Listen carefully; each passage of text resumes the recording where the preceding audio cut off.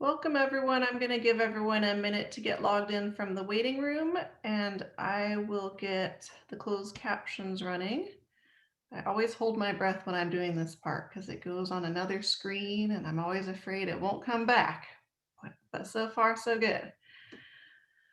Hopefully technology will cooperate with us on this Friday.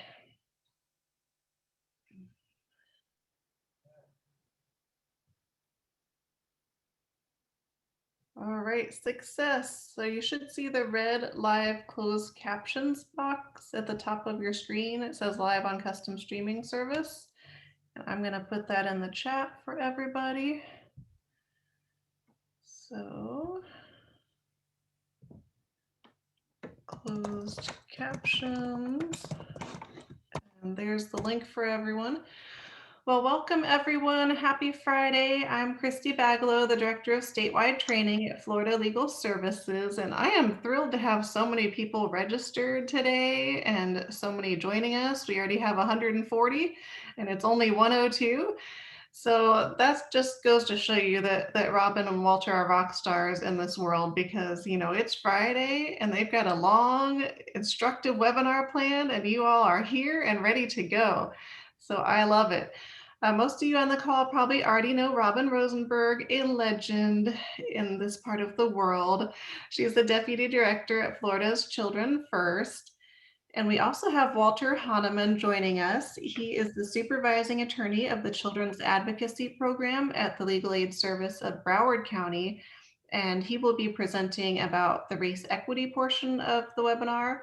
And Robin will be handling the main part of the webinar, which is the brave new world of out-of-home care in Florida. So CLE has been approved, so you will be earning 3 CLEs this afternoon, and I'll announce that at the end. And this is also being recorded, so if you miss any part of it, you can go back and watch it later, and that should go out in your email tomorrow. But without further ado, welcome Robin, and thanks for coming back to train us. Hi, everybody. It's I wish I could say good to see you all, but I can't see you all, but I can see the numbers and saw the registration. So thanks welcome to our training on Brave New World. For those of you who don't know, Florida's Children First is a statewide advocacy organization that concentrates on the rights of children that are served primarily by our child welfare system. There's lots of interesting things that we're in the middle of right now. Not the least of which is the legislative session, which we're smack in the middle of.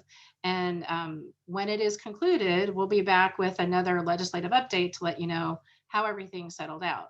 But for now, we're going to talk about the changes that are coming in out-of-home care in light of the Family First Act.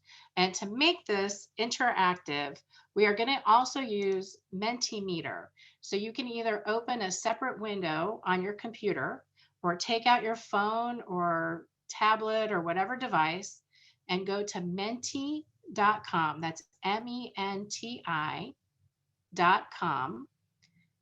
Should be at the top of the screen that you're seeing. And the code for this webinar is 46712905. So we have just some slides at the beginning to help people get used to it. So the first slide is just an open-ended question. What's your role? Are you an attorney, a guardian ad litem? You represent parents? You work for independent living? However you want to describe yourself, go ahead and just type in what is your role. And you can see if you look at the bottom right-hand corner, you'll see how many people have answered so far. So we'll let a few more folks go. And it's very cool. Parent advocate, that's exciting. Family care, child welfare director, licensing, attorney ad litem, managing attorneys, GAL. Some do the acronym, some spell it out. That's great. Okay, so we're glad to have folks from a variety of settings participate in this because the information really is universal and important to everyone. Okay, so let's do the next Menti question. And just how much do you know about the federal requirements of Family First Prevention and Services Act? So right now we're just talking about what the federal law requires for Family First. Okay. I think there was everything. Oh, maybe a lot was the highest one. All right. So kind of a split. Um, give it another minute. So And I just want to hopefully, remind everyone to go enter your information on mentimeter.com if you're able to, because that way it will show up in this cool graphic that Robin has running. If you put it in the chat, we'll see you. We see you. Hello, but it won't go in the cool graphic. yeah, and So I can't look at the chat and what I'm doing now. So exactly. I yeah, see you in the chat, but I put the Mentimeter website and the code there, and I will add that again.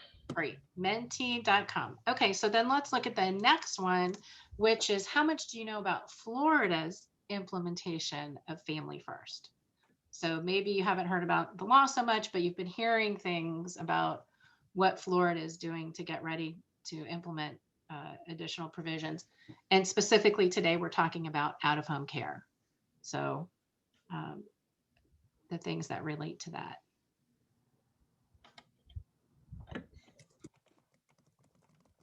All right. So our allot people, if you were in the room with me, I'd be able to call on you to help enlighten us with additional knowledge. I'm sorry I can't do that, but you do have the chat where you can talk to each other. So glad to know that some of you know a lot, and I'm glad for those who maybe don't know anything or a little bit, hopefully by the end of the session, you will know a lot more. I'm going to leave that screen up, but I'm going to switch over to the PowerPoint.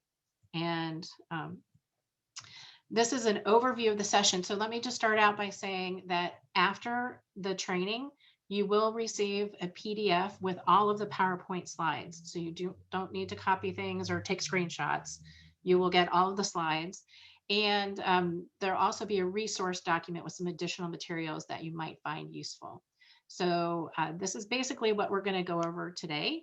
And let's get started. So the first section that I want to talk about is actually not Family First, but it really has a big effect on young people who are out of their homes. And that is the Supporting Foster Youth and Families Through the Pandemic Act. This was Division 10 of the Consolidated Appropriations Act, which was enacted on December 27th, 2020.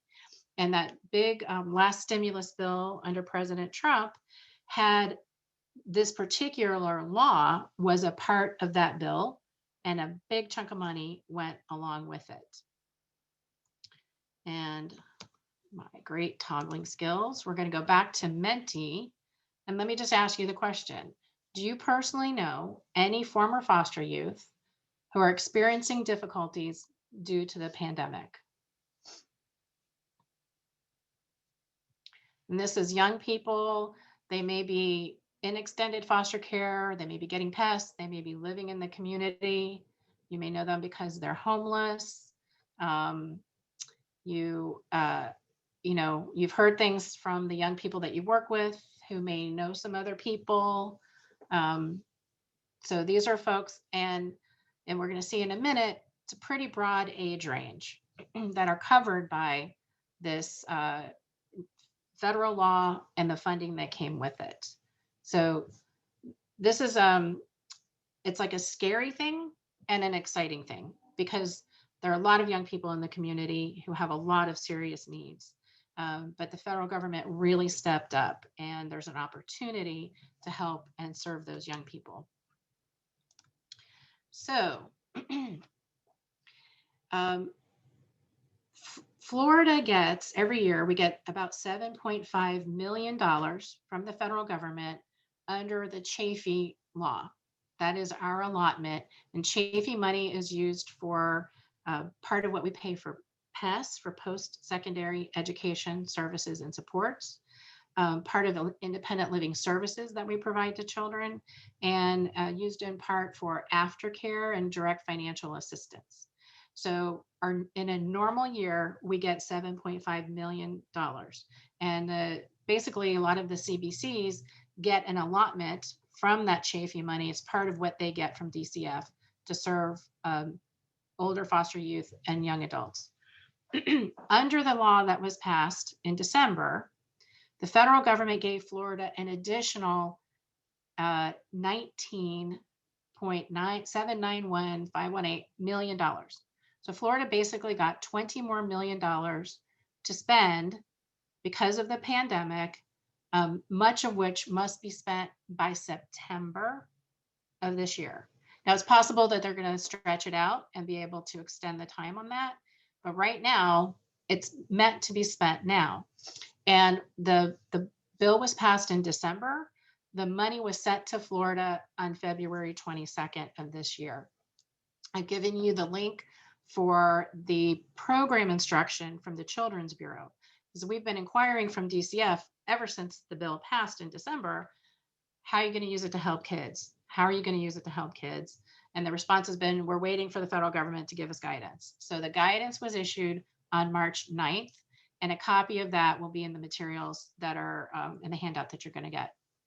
So just yesterday, the Annie E. Casey Foundation published a brief report on who is eligible in your state to get the money. And you'll see highlighted in Florida, the number of young people 14 to 17, and then the 18 to 23 and 24 to 26. So it's a large number of children, and they also calculate how many of them are currently in care.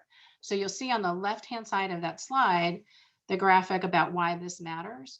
And nationwide, 85% of the young people who are eligible to benefit from those funds are not currently in care. In Florida, that percent is 91. So they're not kids that we immediately have our hands on, but they're eligible for assistance under this law. It's a shocking number, and it's a lot of money to help them.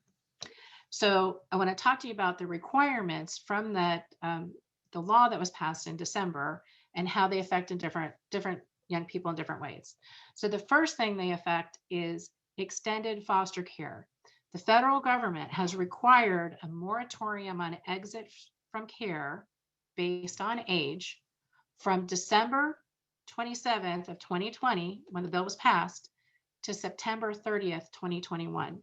So in Florida, if a young person has remained in continuing care for young adults, which we commonly call extended foster care, normally when they turn 22 or 23 if they have a disability, but normally when they turn 21, they have to leave extended foster care.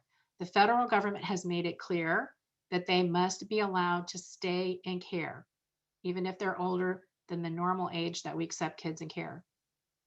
They also have specifically required that the state reach out and find anyone who did age out of care because of age and invite them to come back in.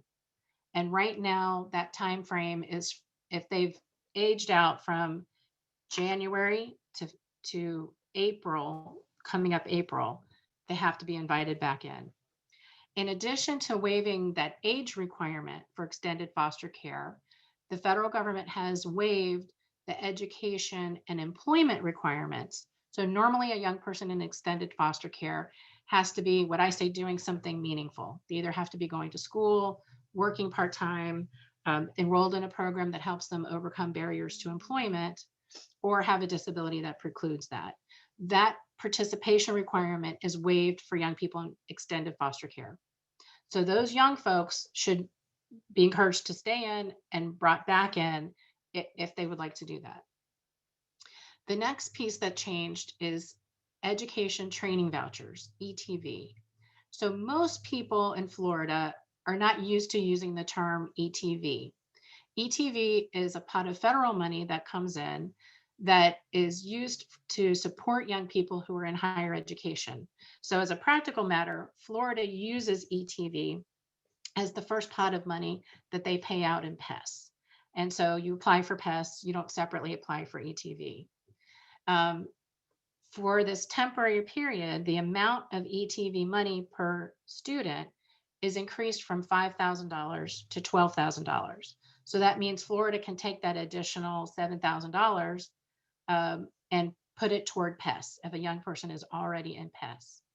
But where this can make a difference for other young people is the ETV requirements are broader than the PES requirements.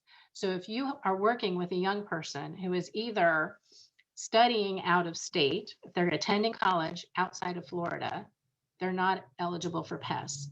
Or if they're attending school less than full time, they're not eligible for PES. But they are eligible for ETV. And so if they're receiving ETV now, that money can be bumped up. And if they're not receiving it now, that you should help them apply for it, because that money is there to help those young people. Excuse me. In addition to those specific programs that we already had, the guidance memo from the Children's Bureau was really clear that they want the states to use this money to facilitate quick and streamlined access to direct financial support for youth who are or were in care. They contemplate sending money directly to young people. So this is not a you know mess around kind of thing. I mean, there are some states that are looking at their allotment and looking at their population, doing the math and planning to send out money, transfers, checks, debit cards, whatever. So we don't know what Florida is planning to do, but the feds have made it clear this is emergency money. We want it spent. We want it to get out there. Right now, the mechanism that Florida has for young people to ask for that kind of financial assistance is if they're not in PES or EFC, that they can apply for aftercare. Our aftercare law and rules are a little narrow, and but the federal guidance is really clear. This money is meant to get into hands of young people. In addition, they specifically note that there might be current processes that are in place, and so that could be a barrier for young people. So right now for aftercare, there's an aftercare application and an aftercare plan, and those in some places, if those forms are not filled out properly and I's dotted and T's crossed, it could be a long time before the young person gets help. And this guidance is saying cut through the barriers, get to help the young people as quickly as you can. They've extended the population of who's eligible to get the benefit of these federal Chafee money. So the eligibility goes to anyone who experienced foster care at age 14 and has not yet reached the age of 27. And the really significant thing in this is it's very clear that includes youth who were reunified after the age of 14. So if they were in care, if they were in foster care, 14 or older, and subsequently reunified, they are eligible for the money under this $20 million pot of money. Likewise, young people who are adopted or placed into guardianship after age 16. So, Florida, we have that little bit of a limitation that adoption or guardianship, if they've been 6 months in licensed care, those are the young people that are eligible for some independent living benefits. That restriction is not in there. Another waiver or change is how much of that money can be used for room and board. So ordinarily, the Chafee money has a limitation. The state cannot spend more than 30% for room and board. That limitation is temporarily lifted. The other really interesting thing they put in there specifically is driving and transportation assistance. And, Florida really is the model for the nation and having the keys to independence. And there have been some bills that have tried to do federally to promote driving assistance in other states. And they put some of the money where the mouth is. And they say that up to $4,000 a year per person can be used for driving assistance. This specifically includes assistance in purchasing an automobile. So if you've got a young person, hopefully they've been through the keys, they have their license, they have their insurance. This actually could be used to assist them in purchasing an automobile. So pretty dang exciting. The federal guidance specifically lists what they think the money should be used for. Unrestricted financial assistance, either a one-time payment or a monthly payment. Payments that would allow young people to remain at home if it's not safe for them to be out in public, to go to work, etc., that they should be able to remain at home. That can include living expenses, technology if they need assistance with that, respite for pregnant and parenting young people, medical expenses not covered by insurance, PPE, and that last category, services and support to combat social isolation. That could be sending them care kits, games, things that keep them connected. So those are all appropriate uses for, I'm going to say it again, $20 million of federal funds that are available. So here are our advocacy tips. Think about the young people that you know who were eligible, who left care at 21 and maybe are struggling or floundering and not really in a stable housing situation. Let them know about the moratorium, that they are allowed to return to care if that's what they want to do. Um, since Florida has not set up a separate process for return to care, use the existing application, make the motions. Just because a process is not set out for you, make your own process. It's an opportunity. Likewise, when you come across young people who have unmet needs during the pandemic, help them apply for the financial assistance to meet those needs. Just because no one sent a form out, you have to jump into it, because often when you ask for help for young people, there's not any money there. Right now, the money is there. And if it's not used, it goes away. So ask for it. And like I said, your young people who are currently getting ETV or would be eligible for ETV, ask for the greater funding.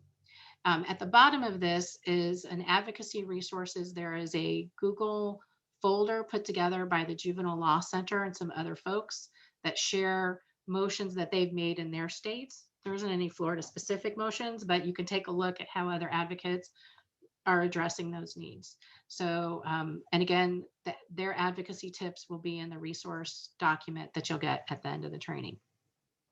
So, let me take a look at the time. So I think we have, Christy, I have time for maybe one question at the end of this section, if there's something that you saw that I can answer real quickly. Sounds good. We did have a question about the Chafee money. Are there ways to spend some of that money so that it contributes to more long-term sustained support for youth, for example, supportive housing, or does it have to be spent on immediate needs like stipends and rent? So there's no prohibition, and I love whoever wrote that question. Like, what a great question. So find a sustainable way to use these funds. The funds are going to go away right now. They're going to go away in September. So you can't set up, say, a supportive housing coach that's going to continue on for 2 years, because you can't say that the money is going to be there for 2 years. But if there are things that you can do to help get that stability that will continue past the pandemic, then go for it. There is no limitation. That list of things that it can be spent for is really, use that as a starting point, right? Be creative. Lawyers out there, use your legal muscles, put on your thinking caps and come up with great ideas for people, because the opportunities, there are opportunities, not limitations. So awesome question. That's fantastic. Yeah. Okay. So let's go into the next section. Real quickly, I'm going to talk about the FYI and the FUP housing vouchers. So going back to our overarching concept of what we're doing for out-of-home care, these are federal housing vouchers that young people are eligible for. They're essentially Housing and Urban Development HUD Section 8 vouchers that enable people who hold the voucher to find rental units in their community that will accept that voucher. So if you're familiar with Section 8, they're essentially their Section 8 vouchers. So you may have heard of Family Unification vouchers, FUP. They've been around since 1990. In 2000, young people also became eligible for them. We use these a lot for parents who need stable housing to be able to get their children back or keep their children. So they're an incredible tool. I think about 5 or 6 housing authorities in Florida use the FUP vouchers, possibly more. Um, when they are used for families, there's no limitation on how long the voucher is good. When they're used for young people, there's a maximum of 36 months they can get the voucher. But there's a limited number of vouchers and they're obtained in a competitive program. So in 2019, young people advocated directly with the Secretary of HUD for additional vouchers that they call foster youth to independence vouchers. And these vouchers are for young people between 18 and 25 who've left foster care or will be leaving within the next 90 days and are either were homeless or are at risk of homelessness. These vouchers are eligible for 36 months. And the difference between the FUP voucher and the FYI voucher is the youth must be offered community services to support them in becoming independent. So FYI vouchers require a partnership between the local child welfare agency, and that can either be DCF or the CBC, and some other supportive type of organization. When they first started, a lot of people didn't use them because if your community already got FUP vouchers for families, you couldn't also get FYI vouchers. But that rule changed. And so now communities, housing authorities can offer both sets of vouchers. And they're much more available on demand, up to 50 in a non-competitive process, even more in a competitive process. So Brevard is a leading example in the state of Florida where Brevard Ready for Life, which is an independent living program, has partnered with the local housing authority. They were among the first in the nation to get FYI vouchers for young people, and they've been very successful with that. And they're very happy to talk to folks if they want to expand FYI in their communities. So the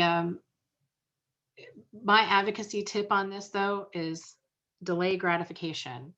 If we can serve young people and their housing needs through extended foster care, through PES, through aftercare, as long as those services are available, and especially now when there's a big chunk of money, then keep your eye on the FYI voucher, because while it has to be acquired when the young person is 24, it can go then for those 3 years till they're 27. So don't jump to it first, but make sure they're developed in your community so that you can make them available going forward.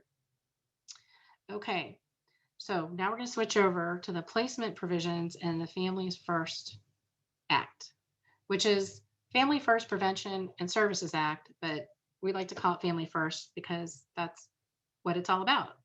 The whole purpose of the act is to keep children with their families whenever possible. And there's a huge topic about prevention services, but that is not our topic today. We're talking about kids who are in out-of-home care.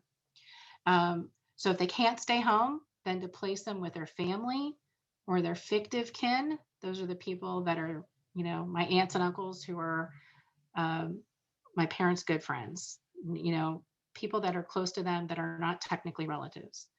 And only if their family is not available, then place them in a family foster home. Group care as a placement option is disfavored and should only be used as an intervention because the young person needs the specific thing that the group home offers, not because we can't find somewhere else for them to stay. So, and that comes, the fundamental premise of this bill is the cost effectiveness of group care. And child welfare and the Congress is located in the Senate Finance Committee and the House Ways and Means Committee. And they looked at the data, the cost of group care, and the outcomes that they were getting, and decided the federal government was not getting value for what they were spending in out-of-home care. So they passed the law in February of 2018, which says that as of October 1st, 2021, the federal government will only reimburse states for the first 14 days of group care unless one of the exceptions is met. So Florida's had, and the other states, 3.5 years to get ready. The pressure is on. So Florida has substantially reduced the number of kids who are in group homes. So this chart starts, you can't see it on the bottom, but it starts in February, which was February of 2018, the month that the law was signed into effect, and goes to today. So you'll see there's a pretty good drop in the number of kids who are in group care. There's also been a drop in the number of kids in out-of-home care overall, but this is a drop. But then when you look at where that reduction is primarily in young people and children 12 and under. So the drop in the rate and the number of teens in group care is not as sharp a decline as it is for all children in care. And when we're talking about the federal government only being willing to pay for 14 days or less of group care, I think this slide should be of interest to folks. So this was based on a survey of group care providers that was done in April of 2019. DCF surveyed group care providers, and these were their responses for how long young people were in their group homes. And it's done by region. So across the bottom, you find the region that your community is located in, and you will see that very few of the young people who are in group homes are in for less than 30 days.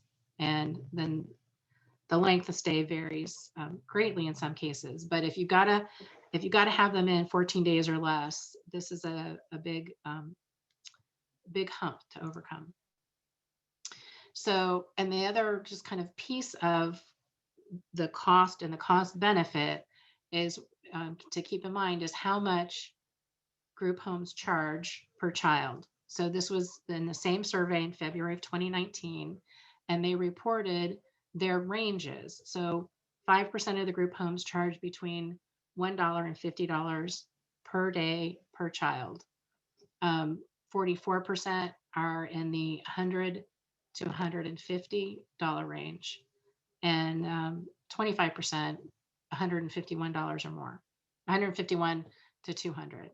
So that that's where our money is going now. We're paying for group care, the cost of care. Okay, let's switch over. How do we figure out who needs to be in group care? We'll skip that because I already gave the answer. Let's go back. Let's do this one. If you have participated in efforts to move children out of group homes because of Family First, what did you do? So if you've been part of that effort to reduce the number of young people in care, and this is an open-ended question, we just love to see what role you've had. So again, if you're just coming on, you need to either open another window or use your phone, go to menti, menti.com, and use the code 4671-2905.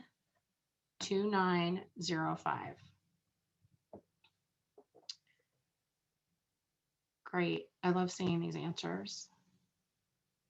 Great. So these are any activity you've personally done to help young people get out of group homes. Okay.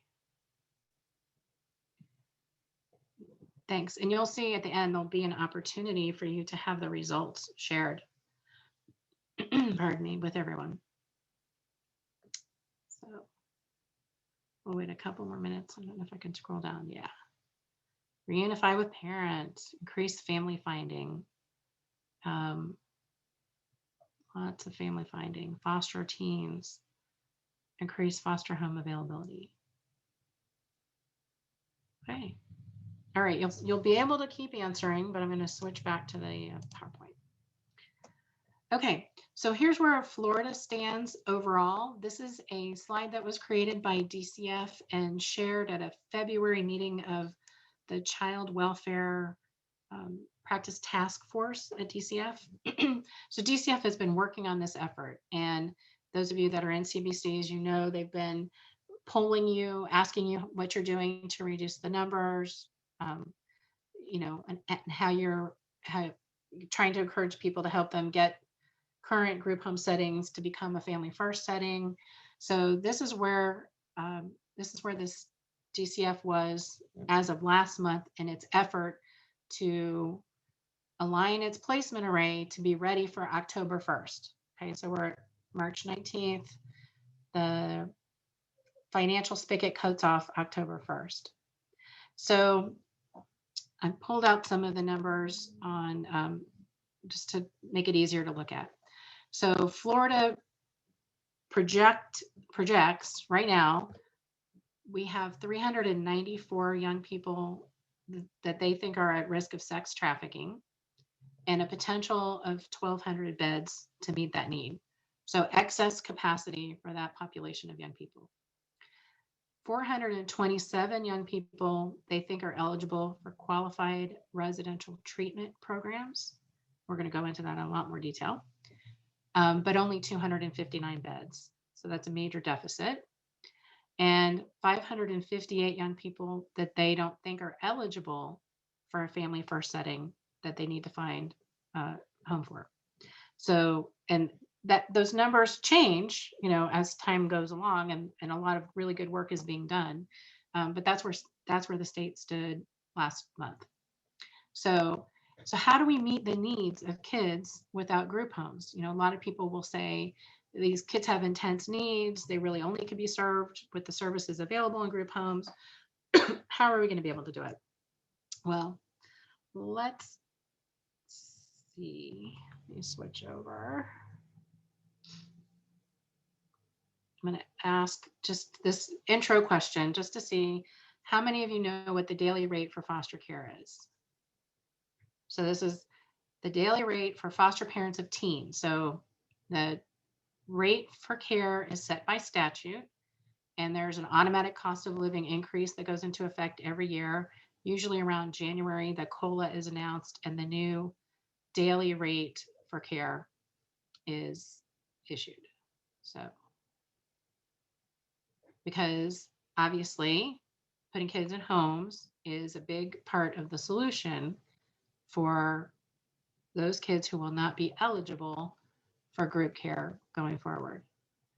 So I admire the enthusiasm of those 17 people who have identified $25 or $50 for average daily rate. The statutory rate right now is closer to 19. So no points for the winners, but good to know when you're right. Okay, so one of the main ways that we hope the state hopes to be able to serve more young people in homes is by providing enhanced services to level 2 licensed foster parents. So you may recall level 2 is what we used to just call licensed foster parent. That was it. They were the foster parents. They now are called level 2 because we can license relatives and non-relatives in a level 1 license. So DCF is working on a project to create a level 2 enhanced system that would be uniform across the state. As it is right now, many of the CBCs will offer enhanced rates to some foster parents to take kids who have maybe are more difficult to deal with. So the work group that's been working on this is working on a few major steps. These are items under consideration. They have not been finally approved. Some of it will result in rulemaking to put into effect, but this is kind of the working plan where it's at right now. So that would include an enhanced board rate, which would create a kind of a matrix of needs. Size of the sibling group. Is this a young person who's awaiting placement in a psychiatric placement or a step down? Is there DJJ involvement, sexual abuse history, etc.? And it would create a matrix with a maximum daily board rate per child per day at $150. So if you score it out in that matrix, with the possibility of it being more per day with a review and approval by DCF.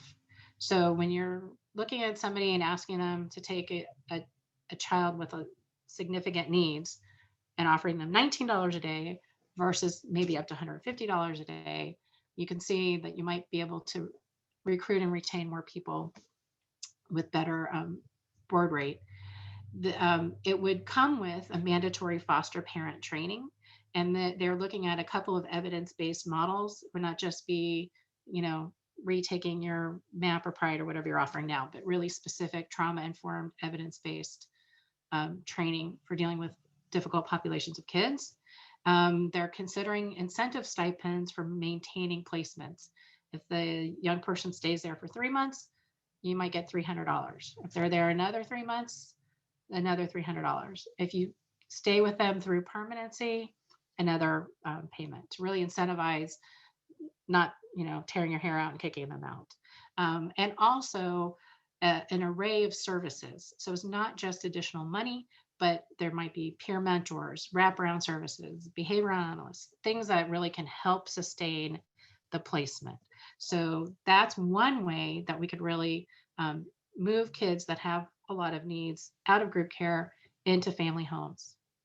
And the other thing we can do is, when is a group home not a group home? Well, turn it into a family foster home.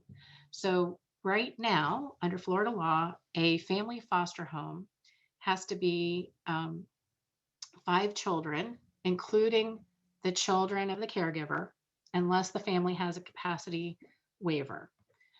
Federal law, however, says that a family foster home can be 6 foster children and the children of the caregiver. So Florida changes its definition of family foster home, where it could be up to 6 children in foster care. And if they can get up to $150 a day, which many of the group homes, that was the upper end of a pretty big chunk of the rate, that would enable some of those family style group homes, smaller group homes, to be technically called family foster homes. So the law used to require that those family foster homes be private residents, and that law has already been changed. So a nonprofit provider that owns a campus that has separate houses on it can turn those houses into family foster homes, but they will have to be foster parents. They will not be shift staff. So that's one way of being able to move a population of people out of group homes into family homes with actually probably not moving them at all. So advocacy tips: when your kids are, stressed in their foster homes, having high needs that aren't being met, seek out the level 2 enhancements and services for your kids, additional payment for the caregiver. And, if they're going to do that, offer those services to licensed caregivers, advocate for those same services and support for the kids to stay in their own family home, whether it's if you're working with them in their home with their parents or with their relatives or non-relatives, fictive kin. So there's some real opportunity there. So that is what kind of the jumping into what we're doing to reduce placements. Christy, did you pop in? You have a question again? Is it question time? Yeah, I could take probably just 1 or 2 right now. Okay. We had several questions come in. Let's see where to start. We heard that a residential campus with more than one home on the property, even being licensed as a foster home, was going to have a capacity cap as a whole. Okay, so I'm going to talk about that. I think the questioner might be conflating the issue with qualified residential treatment placements programs on campuses. So I don't think right now that if there's a campus of cottages and the cottage becomes a family home, that there is a capacity problem. There is definitely capacity concern with QRTPs, and I will talk about that when we talk about QRTPs. Okay. One more question about I think it was the group homes. I'm curious, the feds will only pay for the first 14 days. How many days have to be in between stays? Is that a monthly or yearly reimbursement? I don't know the answer to that question off the top of my head. Okay. All right. We'll save the rest. Okay. So the law specifically is geared toward, the section of the law talking about group homes is called ensuring the necessity of a placement that is not a foster family home. Like, the feds really have put a lot of thought into requiring states to show that the young person needs to be in that type of placement for a treatment purpose. Again, not just because you can't find a place for them. So in order to do that, the states have to demonstrate that issue of need, and there are specific placement settings that are provided for in the Family First Law. And we're going to talk about each of these settings. So let me switch over real quickly. Okay, to Menti slide. All right. We're going to start talking about comprehensive placement assessments. And we hear a myth sometimes, myth or fact. Is the implementation of Family First the reason why we have to do comprehensive placement assessments when children come into care? Is it because of Family First that we have to do comprehensive placement assessments?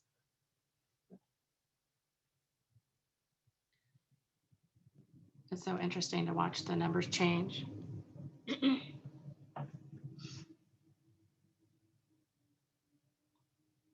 Okay, I think assessments required because of Family First is climbing up, but still outpaced by assessments required before. So, and the folks in the blue column are correct.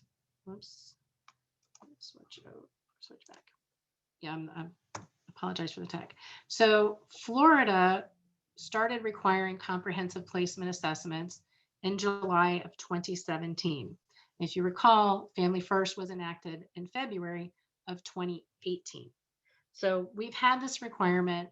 I mean, I think Florida was looking ahead because Family First had, or something similar had been brought up before, but Florida had already required that the level of care that a child needs should match the most appropriate placement. So the when Family First requirement came in and specifically required that the states make sure that children aren't diagnosed just for the purpose of meeting a placement criteria, Florida was able to use the existing comprehensive placement assessments to meet that requirement. So every child is supposed to have an assessment at intake. So if the child, if the child's first time coming into care, and the CPI can find a relative or a non-relative to immediately place that child, that's awesome. But if there is no relative or non-relative placement, the CPI is supposed to ask the CBC, and hopefully you all know all these terms, but the Child Protective Investigator has to ask the community-based care agency to convene a multidisciplinary team to get folks together to figure out what is the right setting. If we can't find family or close friends, what's the right out-of-home care setting? Those have to be done at intake. Likewise, that comprehensive placement assessment has to be updated if there's a change in the level of care that's recommended. If the child is with a relative, but there's a concern that they need more structure or need to move to a licensed foster home or other placement, the assessment has to be updated. And it's supposed to be reviewed every 30 days to ensure permanency. So we already had that requirement for comprehensive placement assessments. There are some bills right now that might flesh out more some of the requirements for these assessments. But as it stands right now, the multidisciplinary team has to have at least 3 people. There's a list of the people that can be part of it, and can include other people. And there's a list of things that they have to consider in deciding what is the right out-of-home placement for that young person if it can't be with family. So after the comprehensive assessment is done, then the search for appropriate placement takes place. The first type of Family First setting, so this would be a type of setting where the federal government is willing to pay for more than 14 days in a group care out of home. And that would be a placement with parents in residential substance abuse treatment. So the parents need to be in drug rehab. There's a facility that will let them live there with their children. The plans on effectuating this have not been finalized. So that's still a work in progress to come. The second thing that will exist in the new world of out-of-home care are what we right now would call traditional group homes, like these regular, what we have in group homes. And a traditional group home has to choose between two populations that it wants to serve, either young adults 18 to 21 or 22 with a disability, or children who are awaiting placement in another group care setting and that placement's been identified but isn't available. What does that mean? The young person has been assessed and is pregnant, is suitable for maternity home. Um, Maternity home has been contacted. Placement will be available shortly. That traditional group home can serve that young person again, as a transition.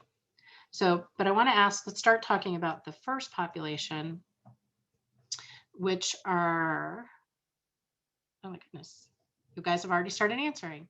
So in your community, do your group homes now serve that young adult population? So are there group homes in your community? And you can answer more than one in this one. Do some of the group homes let the young people stay after they turn 18? Are there other group homes that are specifically for over 18s? Does your community have group homes that kick them out when they turn 18? And whether or not you're sure. So again, you should be able to answer, hopefully, of the first three, more than one of those. So what's existing now?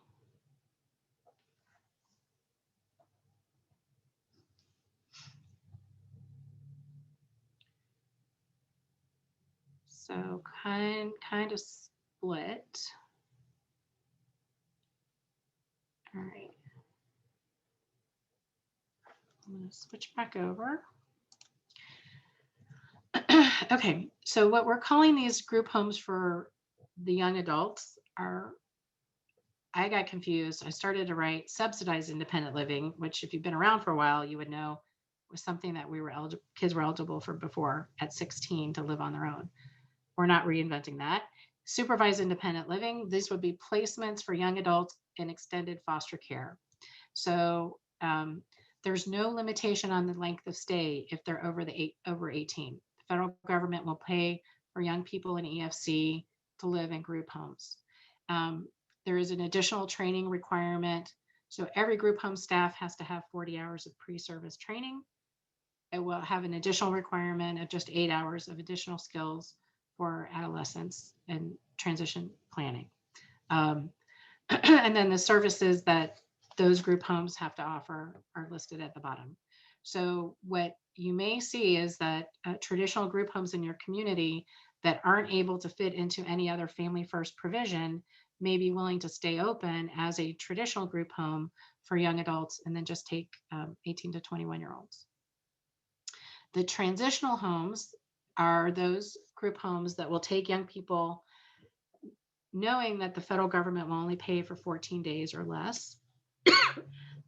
And they need to be the help in the transition to the next place.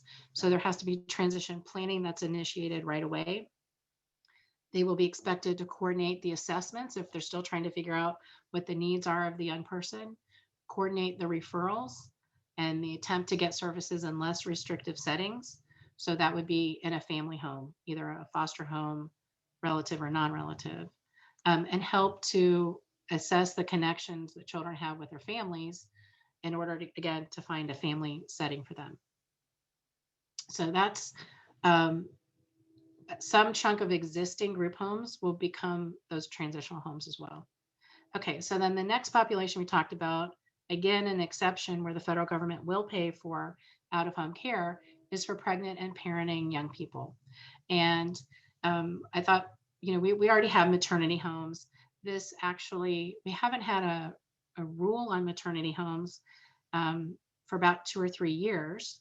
The last rule in the rulemaking that talked about the requirements for maternity homes had been discontinued. There is a proposal for new rule relating to maternity homes. And I should back up and say, when I talked about the traditional group homes a minute ago, There's rulemaking in process for all of these group care settings. The rules are not final. Um, DCF is in its rulemaking process, and things that are in here can change until final rules have been promulgated. But, you know, I think we need to know and be prepared for what's coming around the corner. So the thing that stuck out the most to me is that the maternity homes can serve not only the pregnant or parenting youth, but also their siblings. I'm not aware of any that do that, but the possibility is there. There's a specific set of services that maternity homes, pregnant and parenting homes will be required to provide. I think many of them do this already. So that's the second type of setting. Excuse me. Now let's talk about, just check my time, qualified residential treatment programs. So this is a big one. And the people have been hearing about QRTPs, and let's just switch over and see, answer this question. Do the QRTPs serve a separate population from residential treatment centers, or is it the same population? I'll take a second to answer that.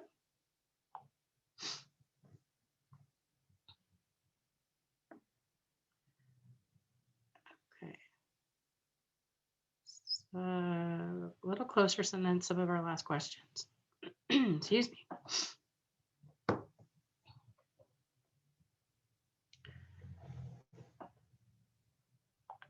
All right. Those of you in the pink, you are correct.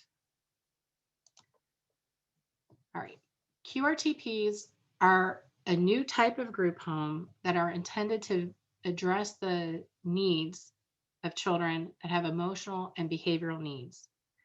They are not an emergency placement. They are not a secure shelter, and they are not for acute psychiatric crisis.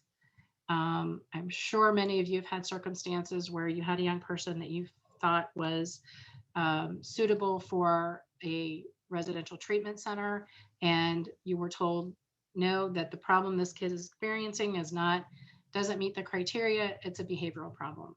So a lot of young people that have behavioral regulation issues that could benefit from intervention, this is the population QRTPs are intended to address.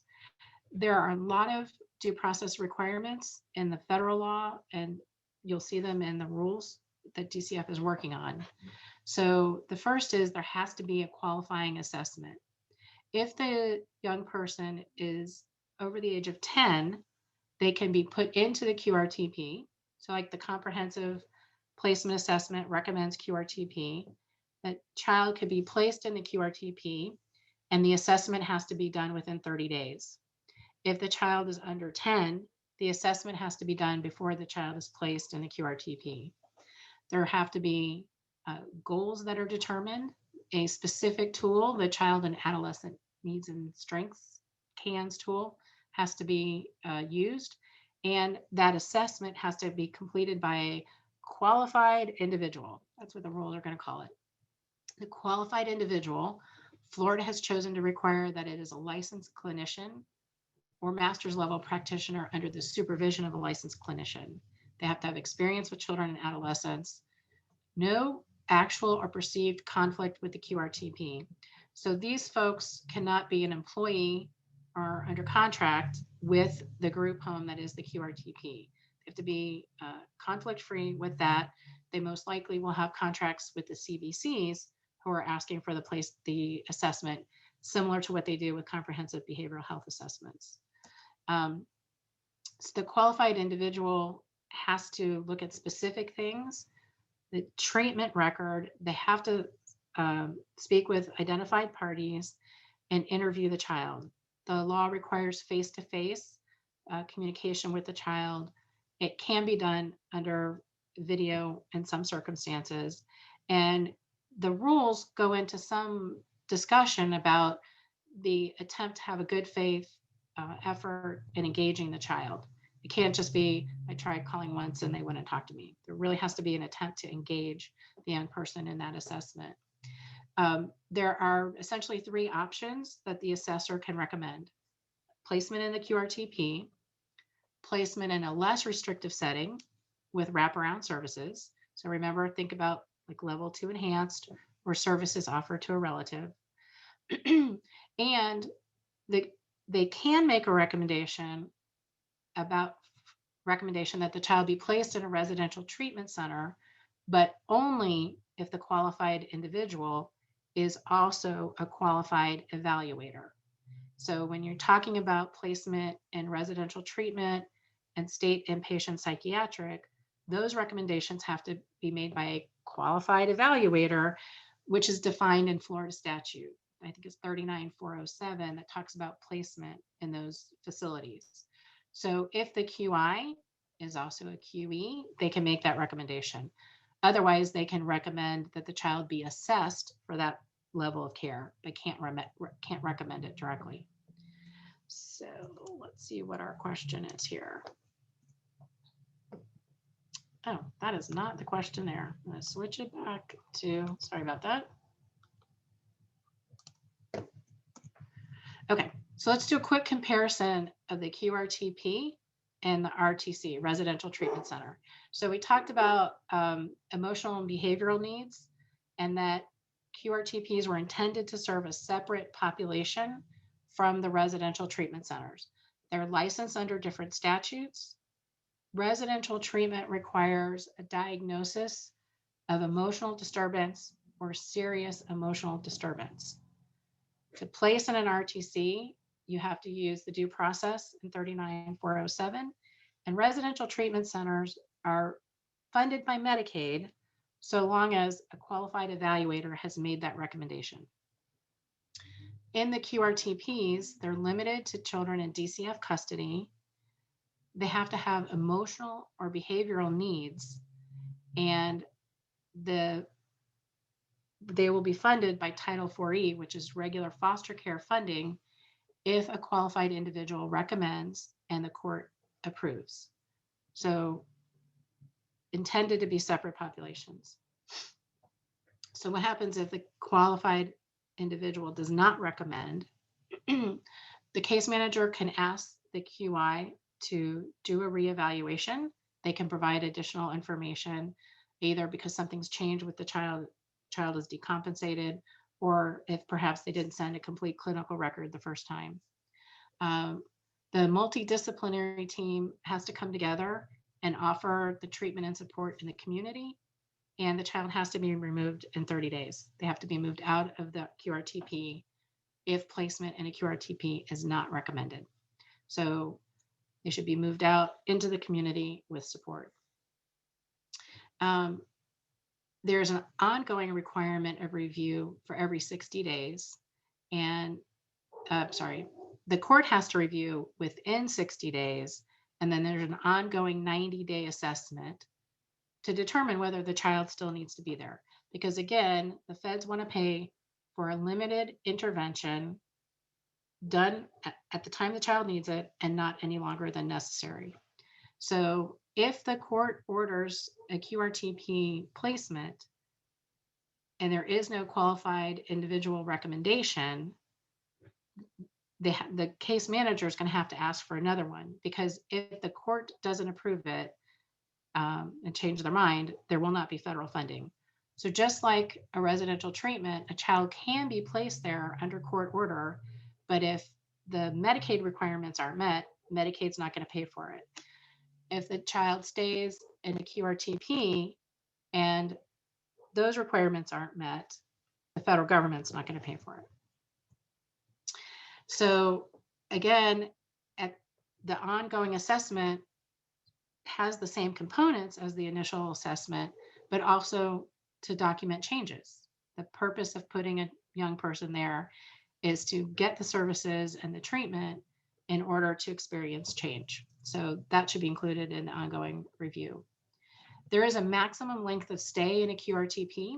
For teenagers, it's 12 consecutive months or 18 non-consecutive. For 12 and under, it's 6 total months. The maximum can be exceeded, but with regional managing director oversight. So the idea is this young person needs a treatment intervention. They're going to get it.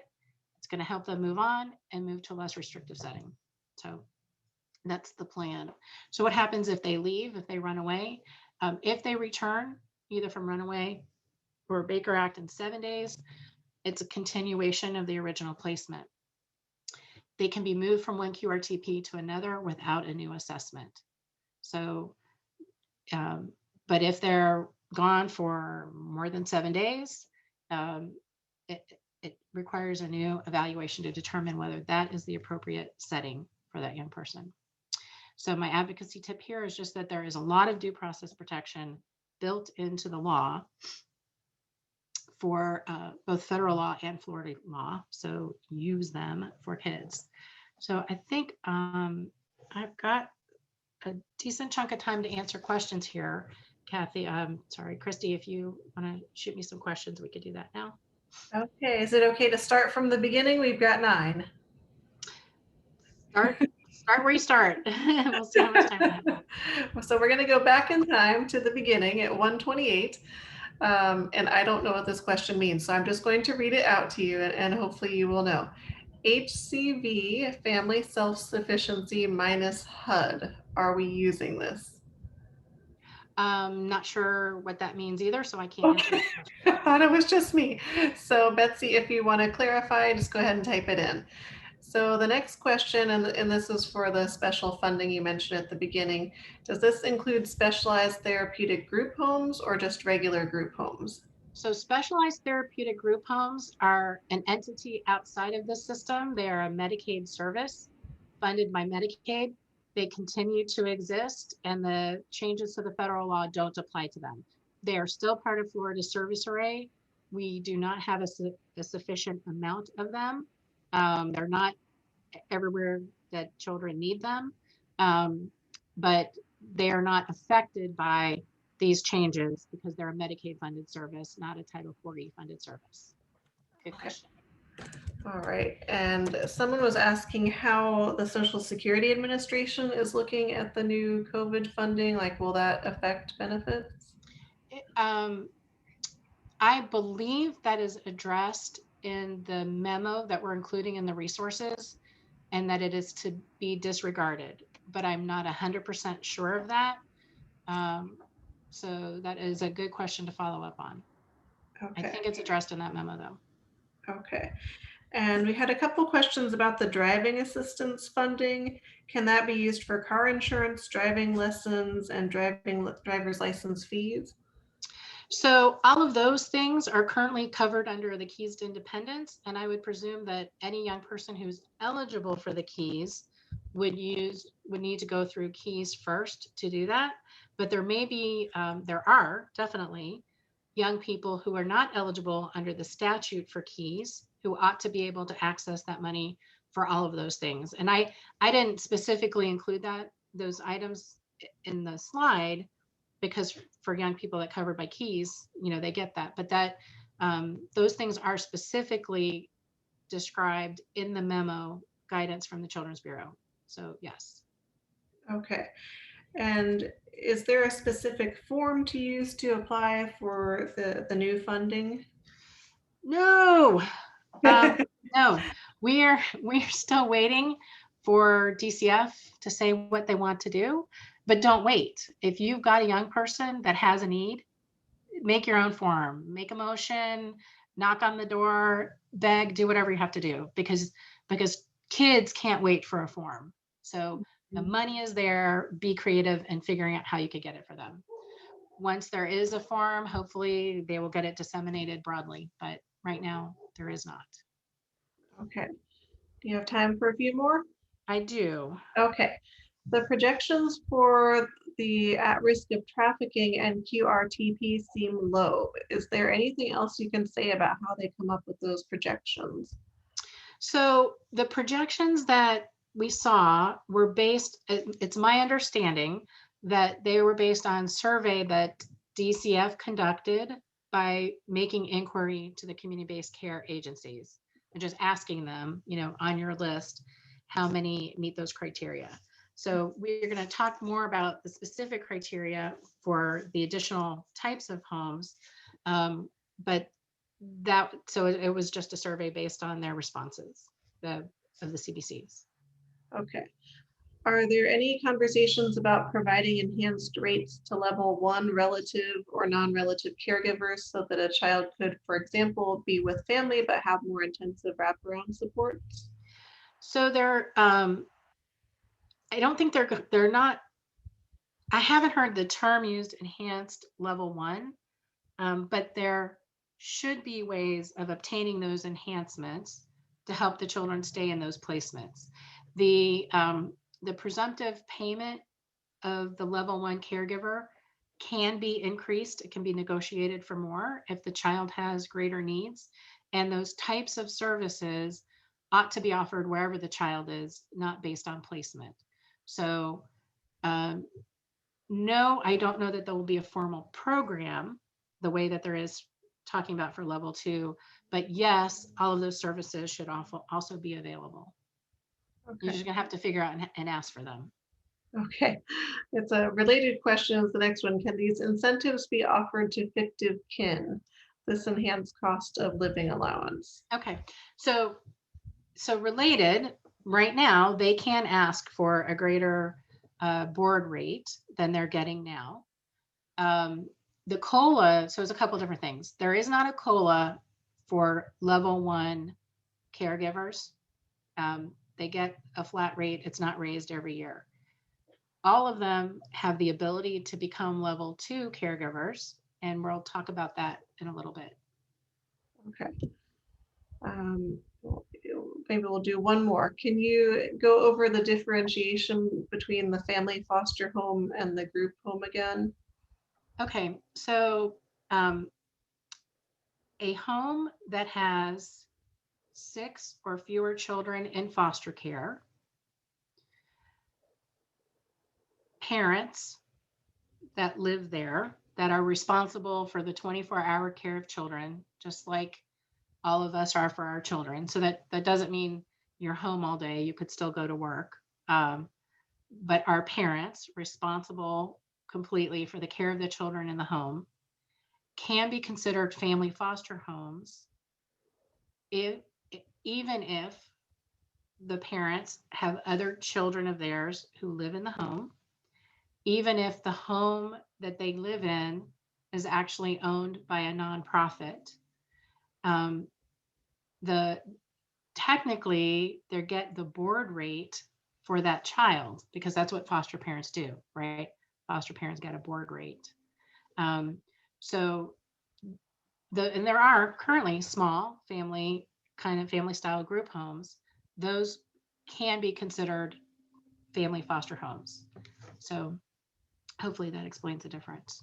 And I actually can take probably one more. Okay, wonderful. We've got lots of questions coming in, lots of great information. How will SB 80/HB 1473 affect a home with sibling placement?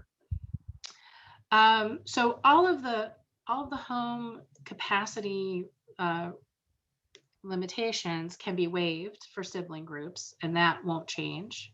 So for right now, I don't see any negative effect on what will happen with those kids. So remains to be seen with final passage. Okay, great. And everyone else, I still do have your questions up here, so we'll try to get to those a little later. I can do one more. Okay. Are the comprehensive placement assessments supposed to be court filed? I believe they are. Okay. Like 98% sure. Yeah. Okay. Thank you, Robin. Okay, keep those cards and letters coming. QRTPs, what do you get? So the first part, we talked about the process that was due and how you get in, but really specifically, you get treatment and a trauma-informed treatment model, individual plan, discharge planning, aftercare support. This is really important. This is intended to be a service that moves the child along, and all of those items have to be in place. So all kids in group care are supposed to get service plans. Kids in QRTP get treatment plans that have specific requirements to be a part of. Services offered at QRTP Federal law says time limited, high quality services. And this is the array of services that Florida expects will be offered in our QRTPs. I'm not going to redo the list. Another thing that's really emphasized in QRTPs is family involvement. They are to engage the family in family therapy, include siblings in the outreach to family members, document how families are integrated into the treatment process, document how sibling connections are maintained. This is, again, a QRTP is supposed to be a place to help a young person get regulated in a way that they can be successful in the community. And just like all of Family First, family is really important to that. And not just sent away to get treatment and then come back into the community and nothing has changed there. So it's a really important component of QRTPs. The QRTP, you heard earlier someone ask a question about capacity. QRTPs are limited to 16 beds, a maximum of 16 beds. They have required nursing care. There's required staffing requirements. QRTPs have to be accredited in a national accrediting organization. The issue with the 16-bed problem is that it is not clear whether QRTPs are what the federal government calls IMDs, which is Institution of Mental Disease. If it's an institution of mental disease, then there can only be 16 people on the entire campus. So if you have a QRTP with 16 beds, you can't be on a campus that has other licensed beds. States are handling this requirement differently, and it's up to the state to decide whether a QRTP is an IMD. But this is causing some consternation in getting facilities licensed as QRTPs. So that is hanging out there, but that issue just relates to QRTPs, not to the other types of group homes. The QRTP training regimen has a number of training topics that are to be included because, again, this is not housing, this is a therapeutic intervention. A key part of being in a QRTP is discharge planning. It's not just, okay, we're done with you, back to the community, but what are those ongoing needs? How are they going to be met? And it should involve the team of people outside of the QRTP that are going to continue working with the young person, as well as the young person themselves. And then it goes into aftercare. QRTPs are required to provide 6 months of aftercare to every child. What Florida has decided is if the child is moving more than 50 miles away from the QRTP, the aftercare support requirement switches over to the community-based care agency that's serving that child.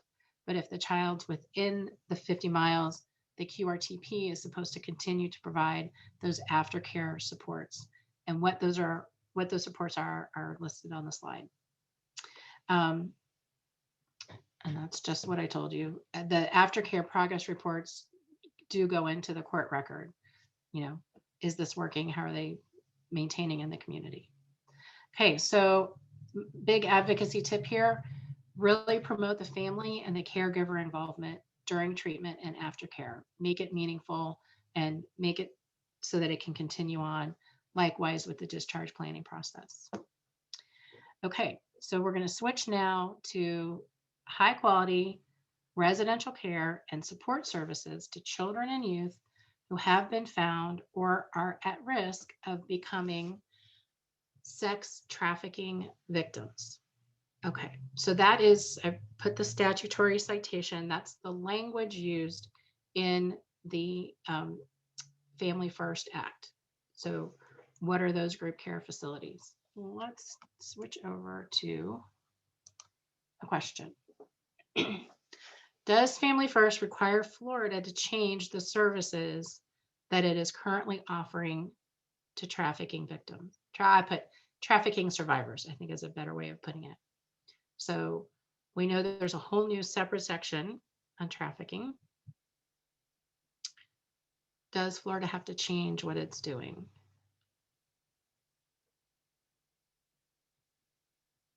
Give it another minute.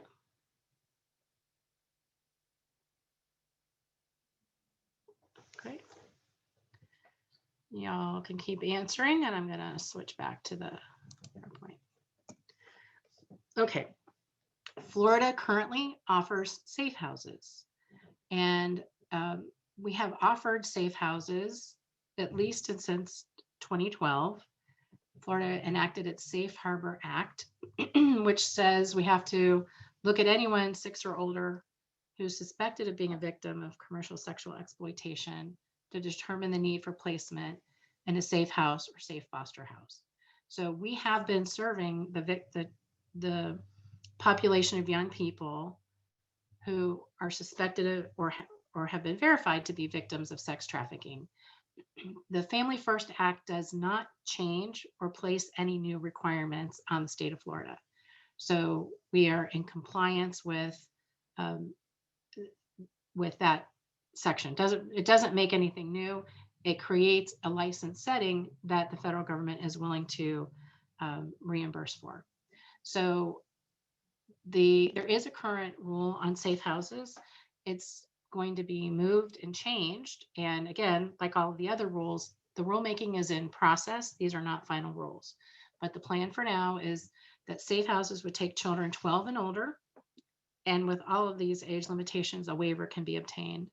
There are criteria for the safe house has to have an admission plan that describes intake and discharge procedures.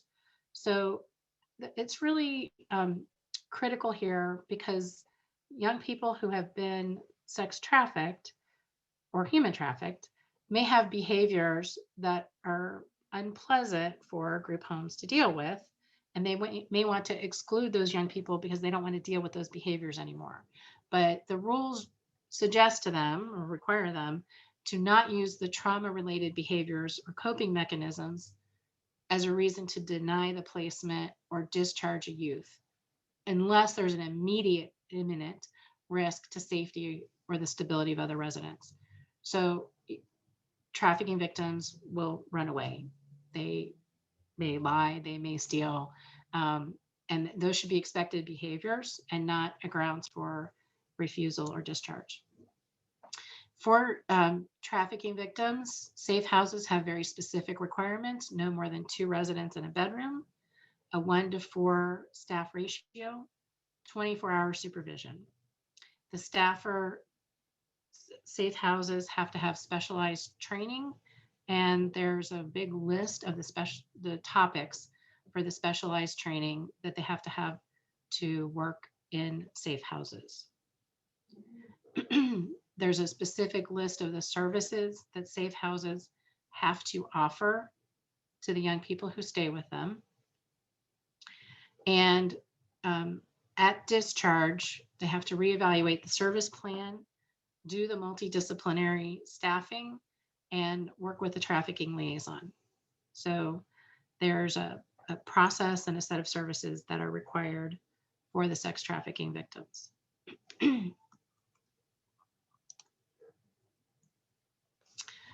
And we're going to start to talk about the at-risk of sex trafficking group homes. And so question here is that a type of facility used in many other states?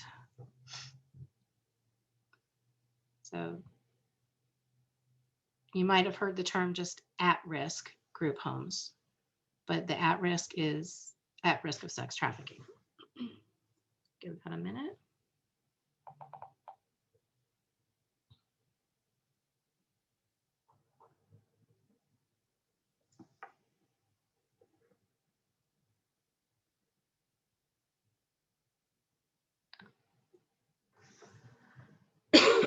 Okay.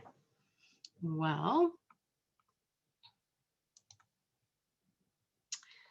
so at-risk group home is a term that Florida came up with, and it is not a type of group care facility that is widely used in other states. I think other states are looking at Florida to see how we do it to decide whether they want to add that, but it is not an existing type of group home. So the QRTP, Qualified Residential Treatment Program, technically didn't exist as a category prior to the creation of Family First, but every state will have QRTPs. Um, and probably every state will try to serve victims of sex trafficking, but not every state is going to have at-risk group homes. It's a Florida creation. So the admission criteria for at-risk is 12 and older, again, unless a waiver is obtained. And the child has to meet the definition that Florida created for a child or youth at risk of sex trafficking. Florida's definition is an individual who experienced trauma, such as abuse or neglect and or maltreatment. So pretty much that would be every kid in foster care, that first part of it, because that's why they're in foster care, and presents with one or more of the accompanying risk factors. So the risk factors are either running away or homelessness, sexual abuse, sexual acting out behavior, inappropriate interpersonal or social media boundaries, family exposure to human trafficking, and out of home care placement instability.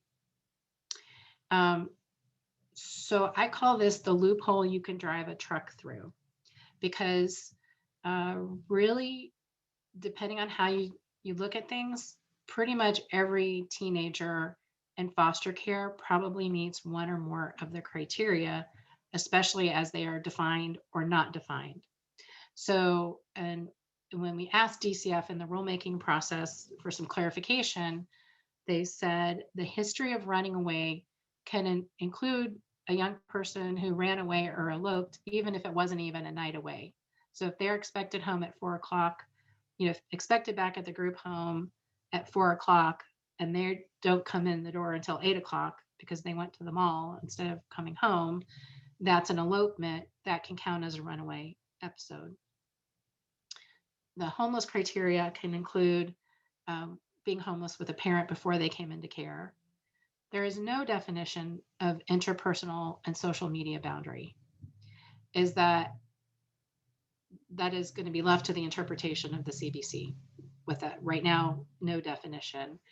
And likewise, placement instability will be determined by the CBC and based on each child. So I think that throws open the door to really most of our teenagers. We asked Professor Latham at the University of Miami Children and Youth Law Clinic to take a look at the data set that he had about the experiences of children in out-of-home care, and using very conservative figures such as 4 or more placement changes, things like that, and more than one runaway, he calculated about 50% of the kids in out-of-home care over the age of 12 would meet the criteria. So whoever asked the question earlier, it seemed like the number was low. I would agree with you with regard to this population of young people. I think they can be defined in a much, much broader way. So that's who is eligible for placement in an at-risk home. So, we talked about the services that are going to be provided to young people that we know were trafficked. So now let's look about how the group homes for kids that presumably we're putting in this intervention to prevent them from being trafficked, right? They're at risk, and therefore we must be saying we think we can prevent them from being trafficked by giving them this group home intervention. So there is no specific requirement or limitation on the number of residents in a bedroom. There's no staff-child ratio specified. Either house parent or shift model is appropriate. And of the 40 hours of pre-service training, 8 hours have to be focused on human trafficking, without the same type of list that was in the sex trafficking safe houses. The services that are required are fairly generic to group care. They do have treatment and intervention on sexual assault, but mostly the same services you would expect of any out-of-home care provider. at the very end, they have programming related to the prevention of sex trafficking, including healthy relationships, interpersonal boundaries, community engagement. So, kind of a broad catch all of services. A treatment plan is not required, although a service plan would be required.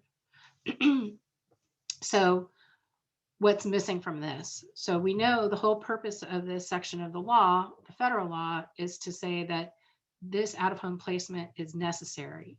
And there's nothing in the proposed rules that require or promote any kind of finding that the placement in an at risk home is necessary. Doesn't say that less restrictive placements have been tried or that care can't be provided in a family setting. There's no requirement for that. There's no requirement to show that the facility is is capable of providing treatment and care for children who are at risk. There's no requirement of a trauma-informed approach.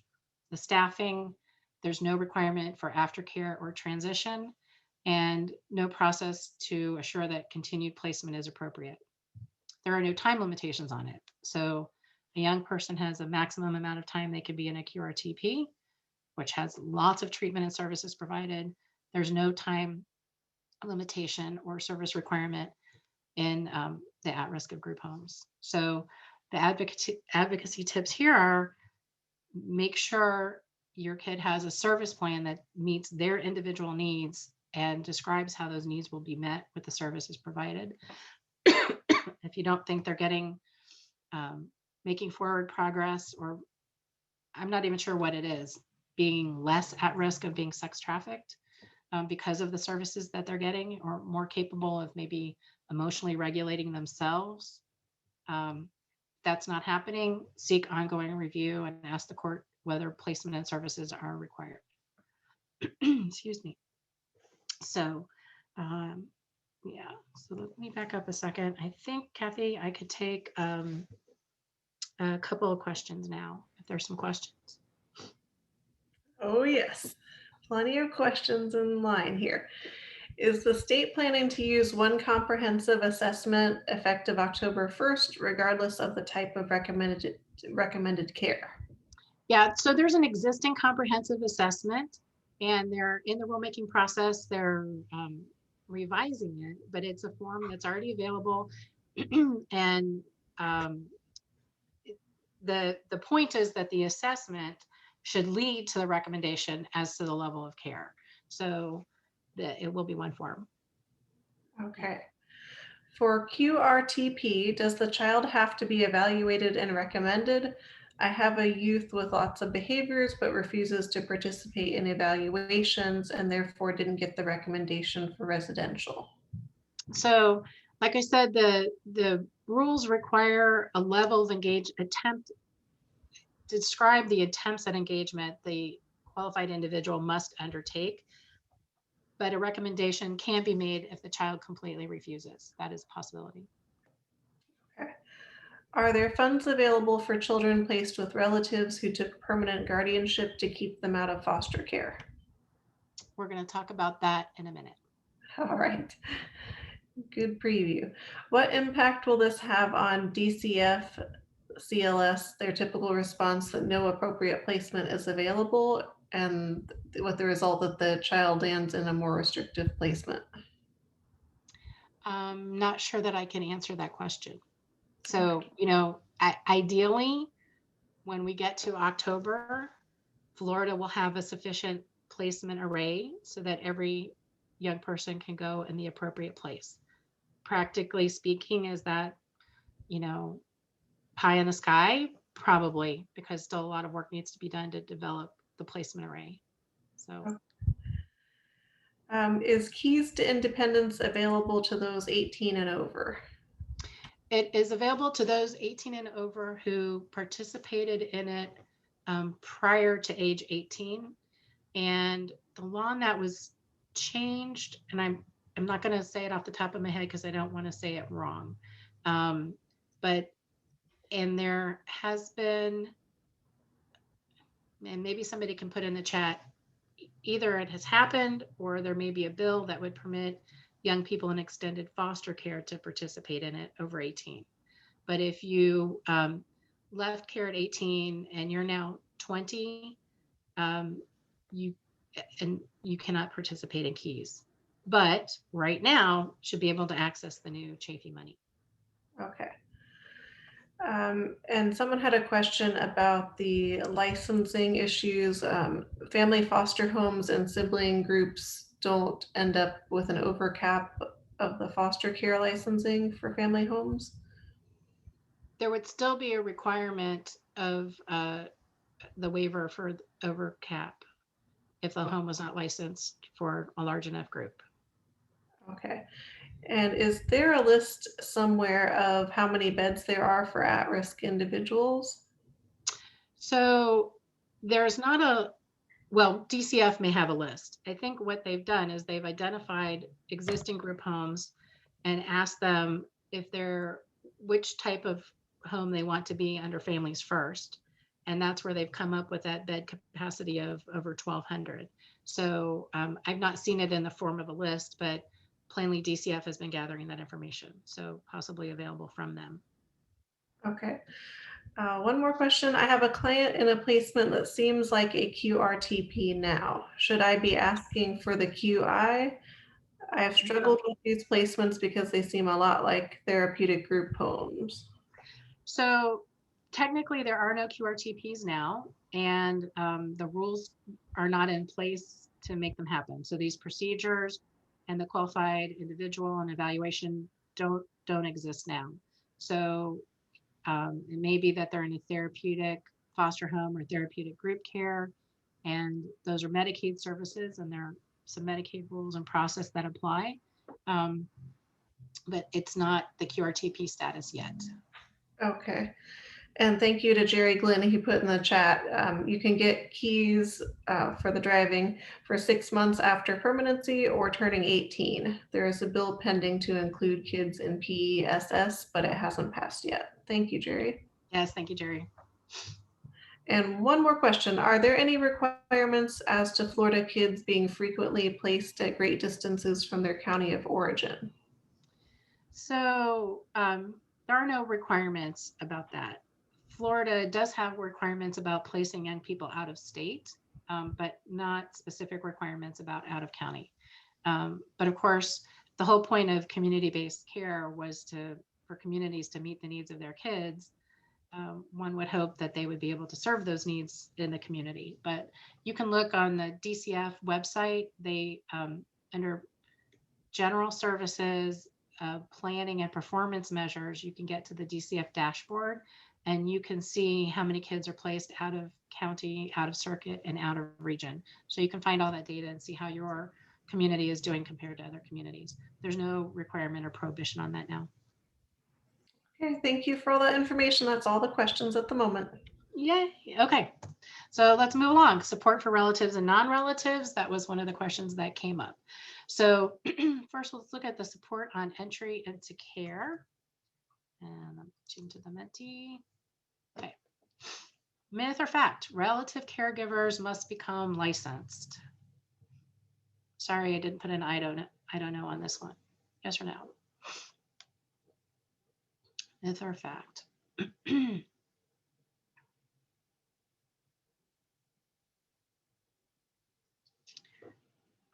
So the no's are outweighing the yeses so far.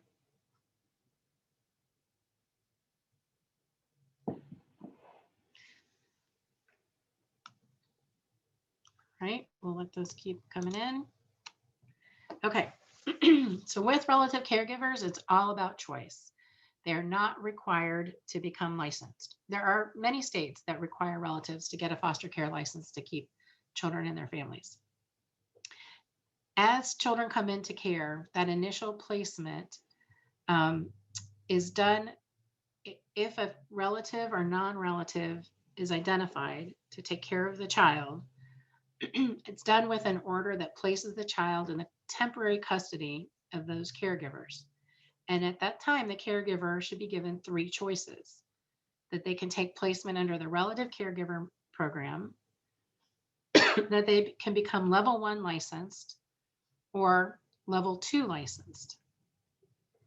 And the when that law was created, DCF was directed to create a communication strategy, like the statute requires it, to let them know what the different eligibility criteria are, what the different payment rates are, what the requirements are for each of the program, and give them a description of the process to become licensed and contact for help to decide what they're going to do. So before we had licensure, before we had kinship guardianship, Florida created the Relative Caregiver Program, and it's under 395085.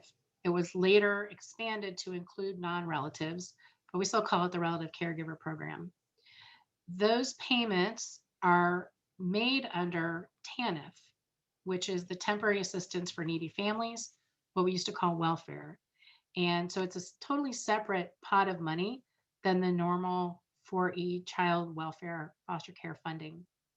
Only relatives, people related within a certain degree, are eligible for that child welfare funding. So the non-relatives get funding from the state's general revenue, just our tax money. When a child is placed with a relative caregiver or a non-relative, that person has the custody of the child, and the child remains in their custody unless an order changing placement is made by a judge. So there has to be a court hearing to change the placement. Florida, in order to take advantage of federal funding for relatives, Florida created level 1 licenses, where child-specific licenses for relatives and non-relatives that the statute calls fictive kin. And there's a statutory definition of fictive kin on the slide.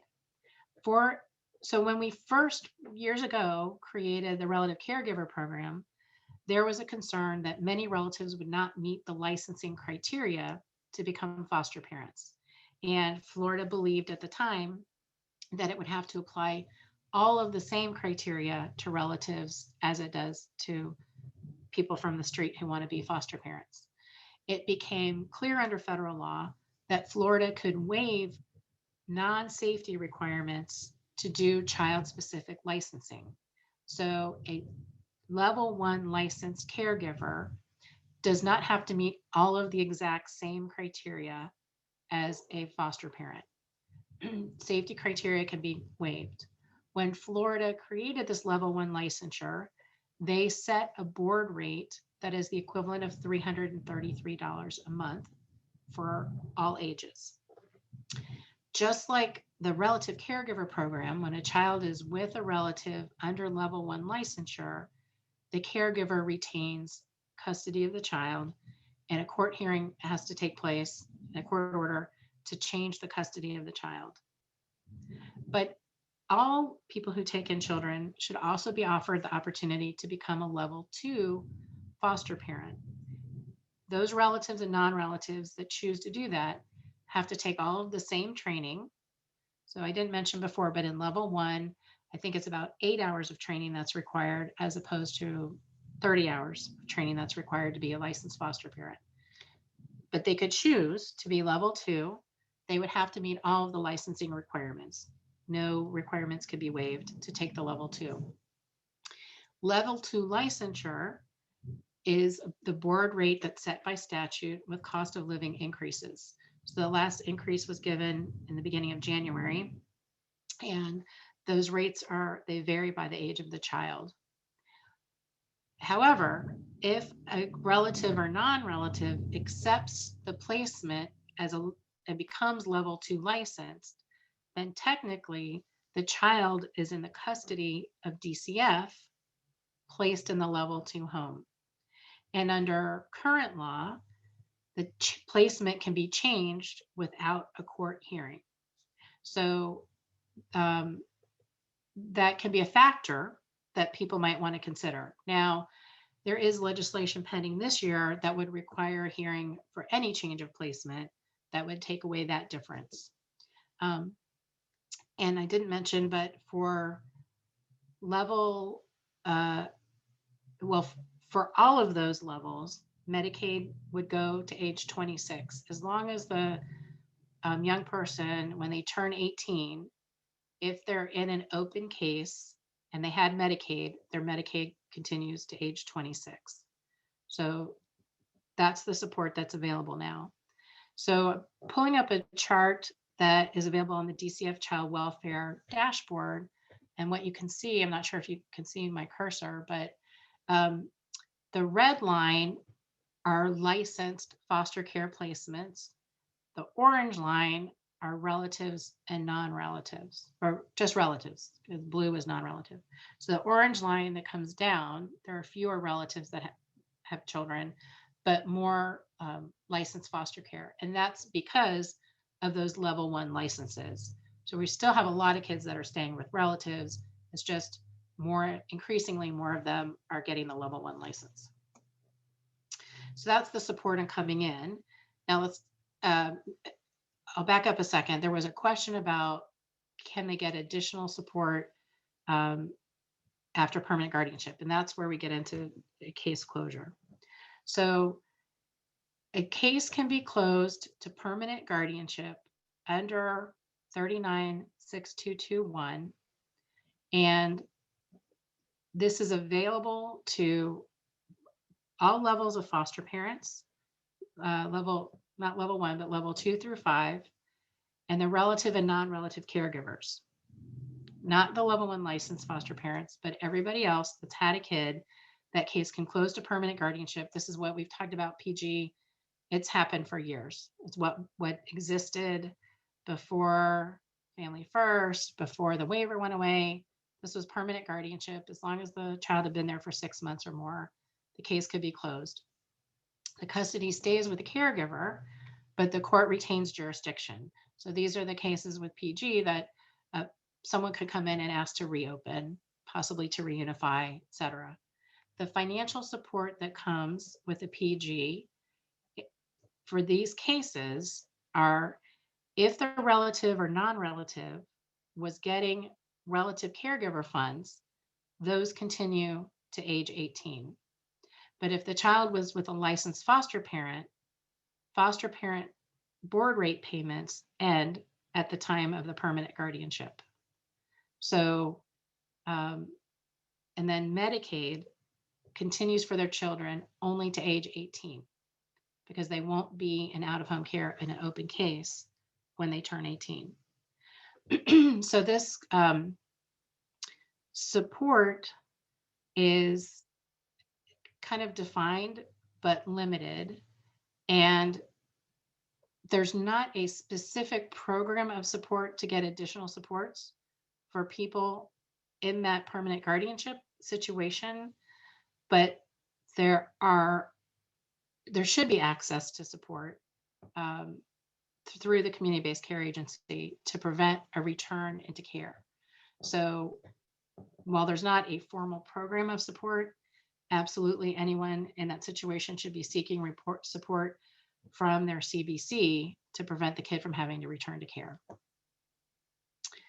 If the child's been in a level 1 child-specific license placement, that case can close to kinship guardianship, where the caregiver retains custody, the court retains jurisdiction, and that financial support stays at $333 a month. Although a higher amount can be agreed to if agreed to by the guardian and DCF through the CBC, but ultimately by DCF.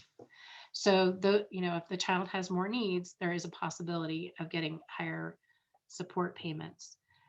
The funds can also be available to put, if siblings join in that guardianship home, they can also receive the funds at the amount of $333 a month.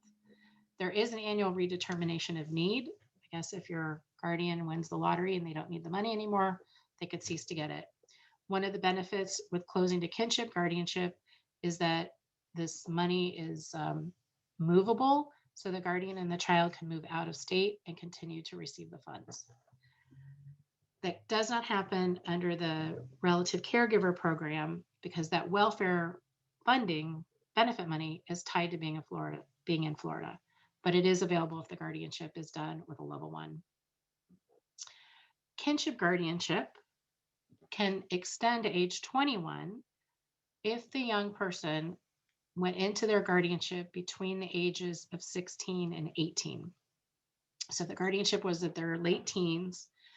In order for that to continue, they have to do the same type of qualifying activity that they would do for extended foster care: school part-time, work part-time, um, or eliminate barriers to work.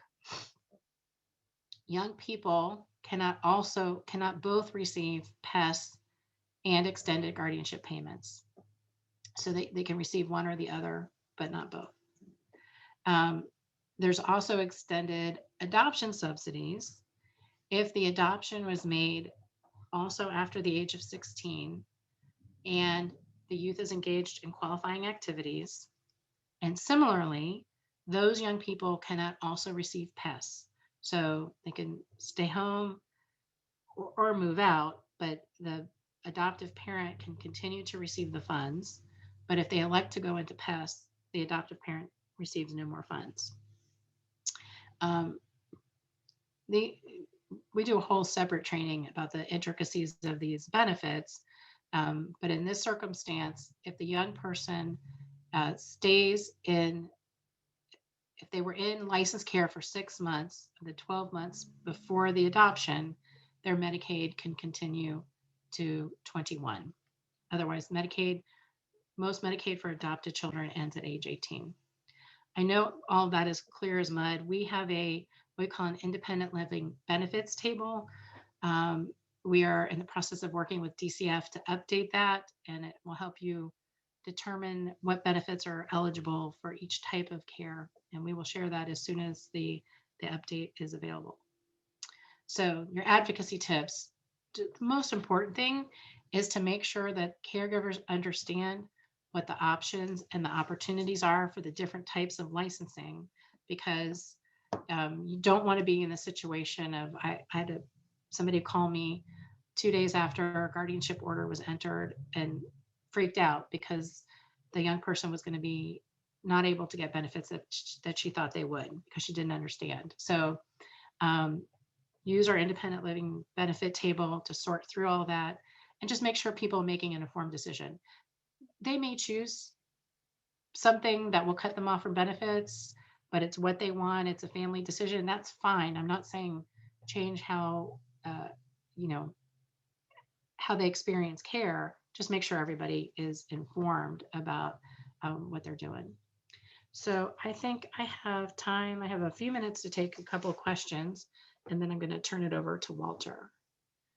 Christy, are there some questions?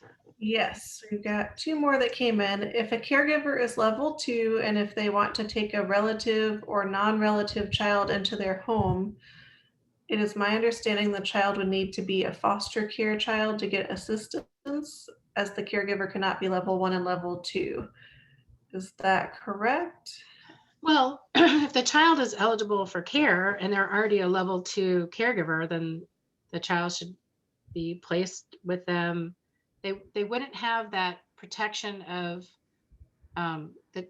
If the child's placed with them in foster care, then the child could be moved as any foster child could be moved.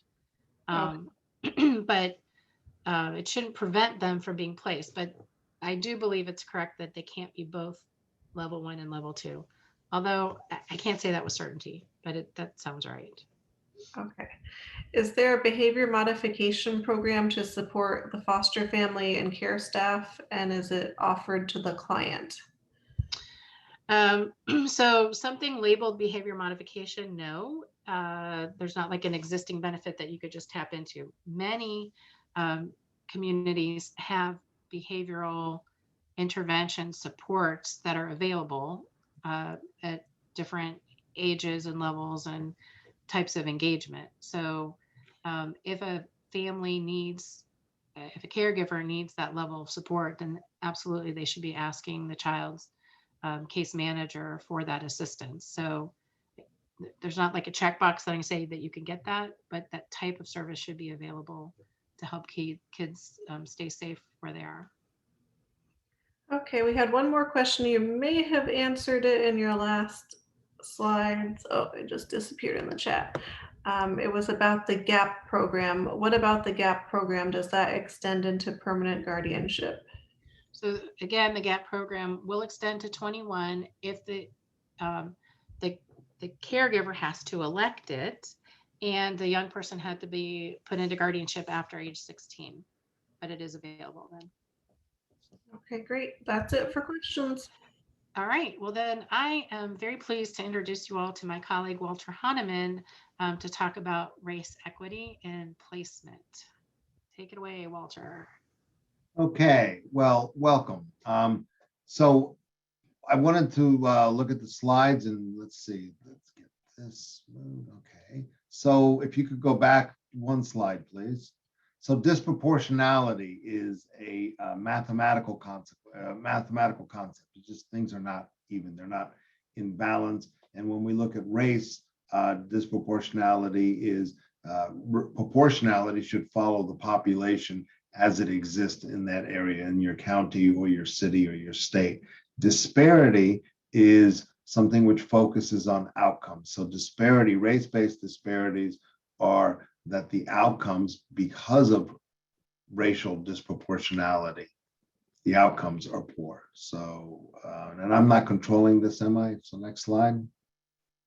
Okay, so in Broward County, we experienced a disparity, and we looked at all systems. We started talking with juvenile justice. We started looking at adult criminal and realized that there was, we all know that there's disparity in outcomes in those systems. And so we started to ask ourselves the question, does that exist in child welfare? Do we have a problem in child welfare? And the resounding answer is yes. And you can get that information statewide. It's not just in Broward County or in Florida. Unfortunately, that disparity in child welfare outcomes and involvement exists throughout the nation. So we did, here's some numbers here that I put up.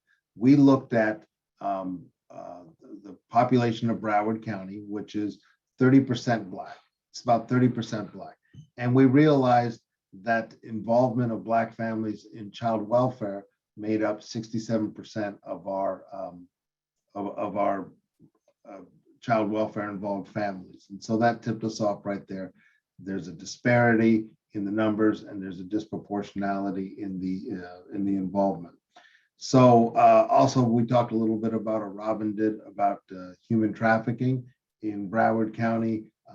Again, with a 30% Black population, 56% of our youth who are involved in human trafficking are Black. So that tipped us off. There's a problem here. So we decided to come together, and the next slide is going to tell you how we got there. But we decided to put together a group of pilots that focus on whether we can address and what can we do to address racial disproportionality in child welfare involvement. So we have 2 zip codes that we use as pilot projects. And I'm going to just put this up here. In 2019, the removal rate for both those zip codes, the overall removal rate was 7.62%. In the pilot project, where we focused on race lens and race equity based child welfare services, and this is the removal. So we decided to just start with one portion of child welfare. It's too hard to just say we're going to change all child welfare in one swoop. So we decided to look at the removals, the kids that we were bringing into care, the families that we were bringing into care, not just the children, but when children are removed, the families brought into care. So we looked at 2 zip codes, and in 2019, after starting this implementation of this project, 7.62% for the overall removal rates in those 2 zip codes. For the 2 CPIS pilot project teams, we had 2 teams only in the exact same zip codes. When they used race equity, the number was only 1.56% for them. 2020, we see a very similar trend. The overall was 12.29% children removed in those 2 zip codes. But for the 2 teams, the 2 child protective investigators teams, that were race equity trained and race equity focused, the removal was 3.4%. So next slide. How did we do that? That's the question. How and why? So like I alluded to earlier, we looked at the history of the county and the state. We looked at the data and we realized that we had a problem.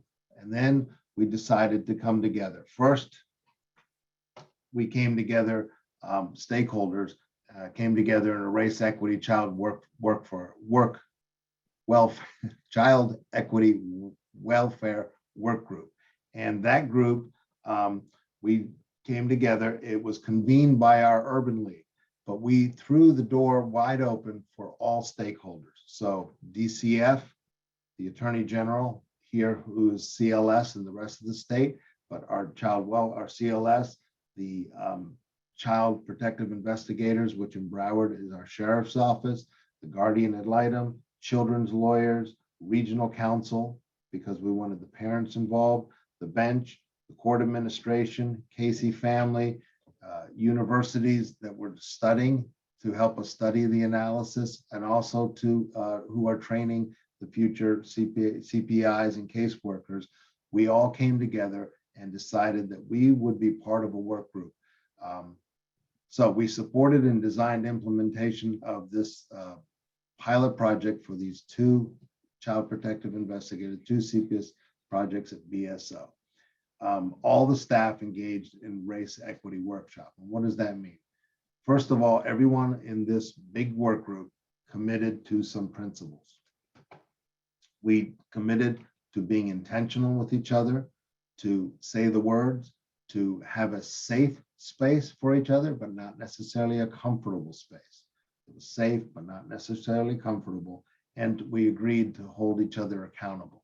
And we in our group don't call people out, we call each other in. We call each other in with intentionality to address this problem of race equity.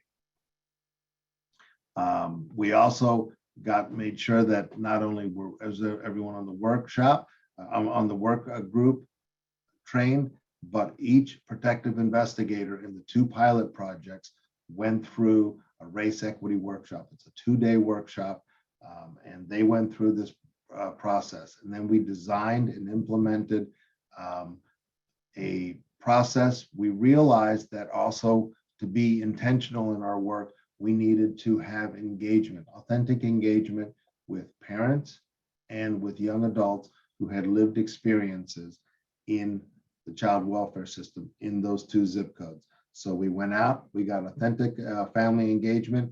We have parents who sit as equals on our advisory board. So it's not just system professionals, but it's people who have lived experience. And we targeted with the child protective investigators to get involved with those families. So when a call comes into the hotline and the child protective investigators goes to that family, they go with a agency, which is local. When I mean local, I mean the agency is actually in the zip code. That's where the office is. We provide services, and then we send a peer advocate with that team as well. And the child protective investigator, the peer advocate, and that agency all discuss and they consider not whether, but how they can prevent removal. Of course, there are times when removal cannot be prevented, but they look at, and they all look through everything that they're doing is very intentionally to look at, is there a race bias going on? Is there implicit bias? What implicit biases are being used by the child protective investigators, by the CLS attorneys, by the law enforcement who show up maybe and give the information, or even of that as a caller.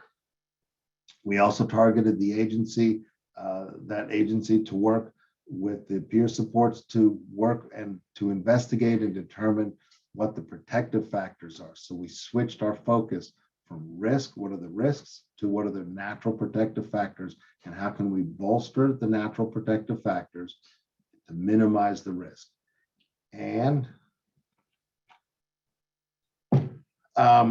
we have a second portion of that too, which is that the agencies involved. So the DCF, the CLS, the Guardian, the Regional Council, our CBC, the Urban League, all of the providers, the family support providers, all of the contract providers also agreed in writing. We committed in writing to the process, and then we went through a agency self-assessment to determine where our own implicit biases were showing up in our work. And then we developed guiding principles which direct each agency to change the way that they provide their services, our daily work, so that we can ameliorate bias and the implicit bias and the racial disproportionality in the work we do.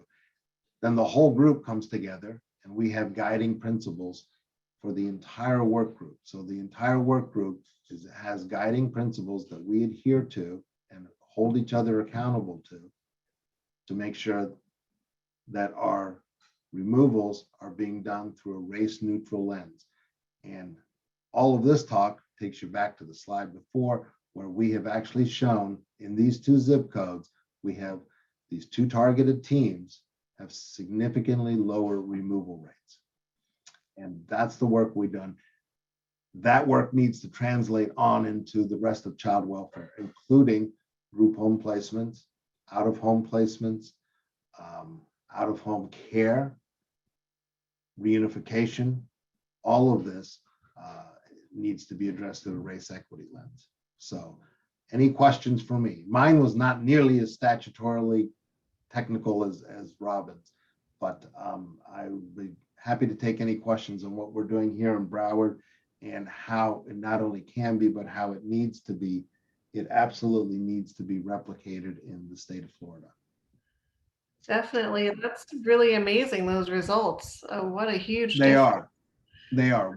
So it was really interesting because in those two zip codes, one thing we found, they're both very non-diverse. They have a low diversity rate. And what do I mean by that? And this is, again, this intentionality of language. Diversity is a mathematical concept. So when people say, oh, well, someone so-and-so is diverse, well, a person cannot be diverse.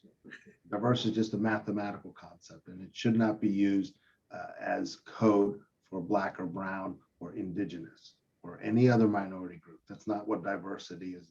So these two zip codes have a very low diversity rate. They're like, one of them is 80% American Black, as opposed to one of the other zip codes, which is much higher Caribbean Black. And we looked at that zip code, which is about 80% Black and then about 20% white. Those same families live in the same housing opportunities, the same housing stock. Their kids go to the same schools. They have the same access to public transportation. They have the same access to healthcare, mental health care. All of the services in those zip codes are the same. And several years ago, for example, one of the highest reasons for removal in that zip code were for conditions.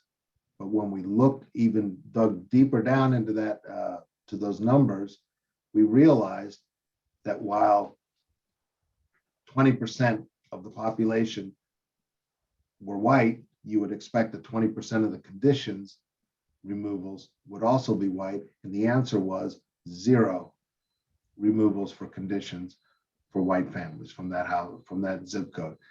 Those are the kind of numbers that you look at and they make you say, you know what? We can't dance around this issue any longer.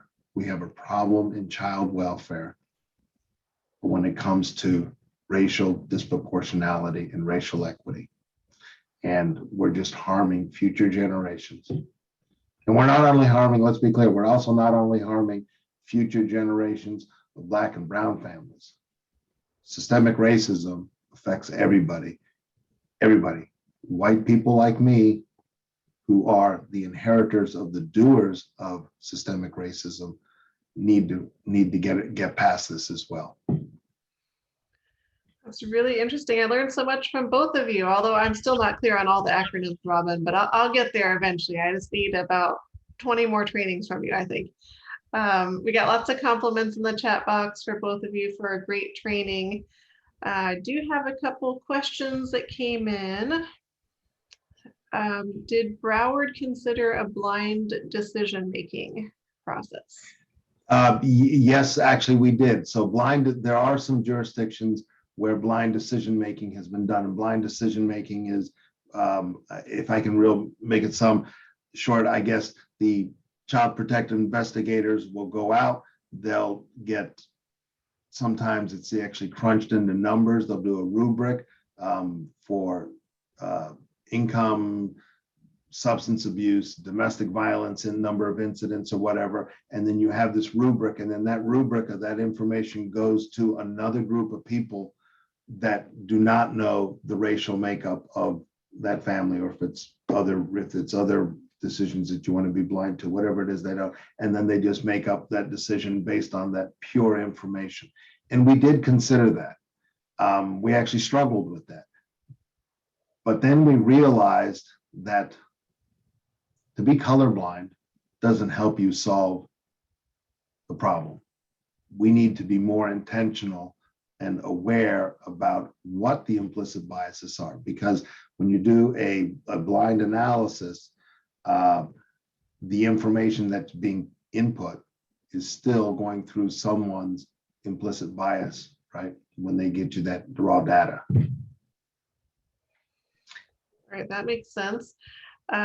Someone was asking if your group works with race equity for the Hispanic population, especially immigrants. I find this group has been targeted recently. So in general, the answer is yes, but the numbers that I've presented, we have purposefully kept it very controlled so that we can measure what's going on. But the answer is yes. It's not just Black folks, it's Black and brown and immigrant populations too, who are the subject of implicit bias and racial disproportionality. Okay. Have you noticed a reduction in, and I'm not sure what these acronyms stand for, but RED/DMC of crossover youth in those two zip codes? The crossover youth, the answer is no, and hopefully the answer is going to become yes. But the reason the answer is no is we're keeping it narrowly tailored just to removals. And so the crossover youth are typically already involved in the system. But I'm assuming the answer is going to be yes. The same skills that we're using and bringing to removals will transfer into crossover prevention, will translate into out-of-home care facilities. It'll translate into all of that. Okay. Are you following any federal standards? We're still, of course, following the legal standards that are required for child protection, but no, we're not. This is really a homegrown initiative. We have turned to the Casey Family Foundation for guidance. We've turned to the Race Equity Institute, they're both national organizations. But when you say federal standards, we're not following any federal standards. And in fact, I'd say that the federal standards in place have gotten us to where we are now, which is racial disparity, racial disproportionality and disparity. Great point. One more question. Were the investigators in the pilot program racially diverse? Yes, they are racially diverse. They're Black, brown, and white. All right, I think that's it for questions. If anyone has any follow-up questions for Robin or Walter, type those in quickly. And I think, Robin, you have a CLE slide. I have a little more information. Oh, okay. Well, yeah, okay. So just to back up, I have put, sorry if this isn't right. This is the cover page for the resource material that you'll get. I just wanted to walk you through what items are in that. So the first thing is a tip sheet that was put together by Juvenile Law Center and Kids Voice in Pennsylvania. with ideas of how you can implement those older youth provisions. Since Florida doesn't have any forms or process, you can see what some other folks are doing. The second is the specific guidance issued by the Children's Bureau on supporting youth and older children in the pandemic. And that will have those details about, I believe, about Social Security, about the things you can do with driving, lots of details in that document. The third item is called the Family First Legal Guide. This is a new work from the American Bar Association Center for Children in the Law. It's directed at attorneys and judges and walks you through key decision-making points and how what you do as a lawyer will affect in the Family First Act. Hopefully, we'll be doing some more specific training on that, but that guide just came out and we wanted to include it for you. The next item is called Seizing the Opportunity, 10 ways to advance equity and promote well-being through Family First. And the last item is the piece I talked about that came out yesterday that talks about who's eligible in the state. So that's the materials that you will be getting. The next slide, and again, you'll be getting this in writing, are the CLE credits. We got 3 credits of juvenile law certification and a half a credit each on bias elimination and mental illness. So, and at the end of the slide presentation, you will see our contact information. So that will be all sent out to you. And we got a couple minutes left. If people have questions, we would love to hear from you. And I'm sure no one would object to leaving early if get out of school early. Well, we had lots of compliments come through in the chat, so I'll be sure to send that to both of you because it's been a wonderful training. A couple people have asked about certificates. I don't have a way of generating social work certificates or anything from Zoom, but if you email me, I can confirm you attended if that helps at all. So we can do a certificate of attendance if you send us the list of names that people want a certificate of attendance. Like if you're a guardian ad litem and you just need proof that you attended, we can generate that in our office. We just need the list of folks, and we're happy to do that.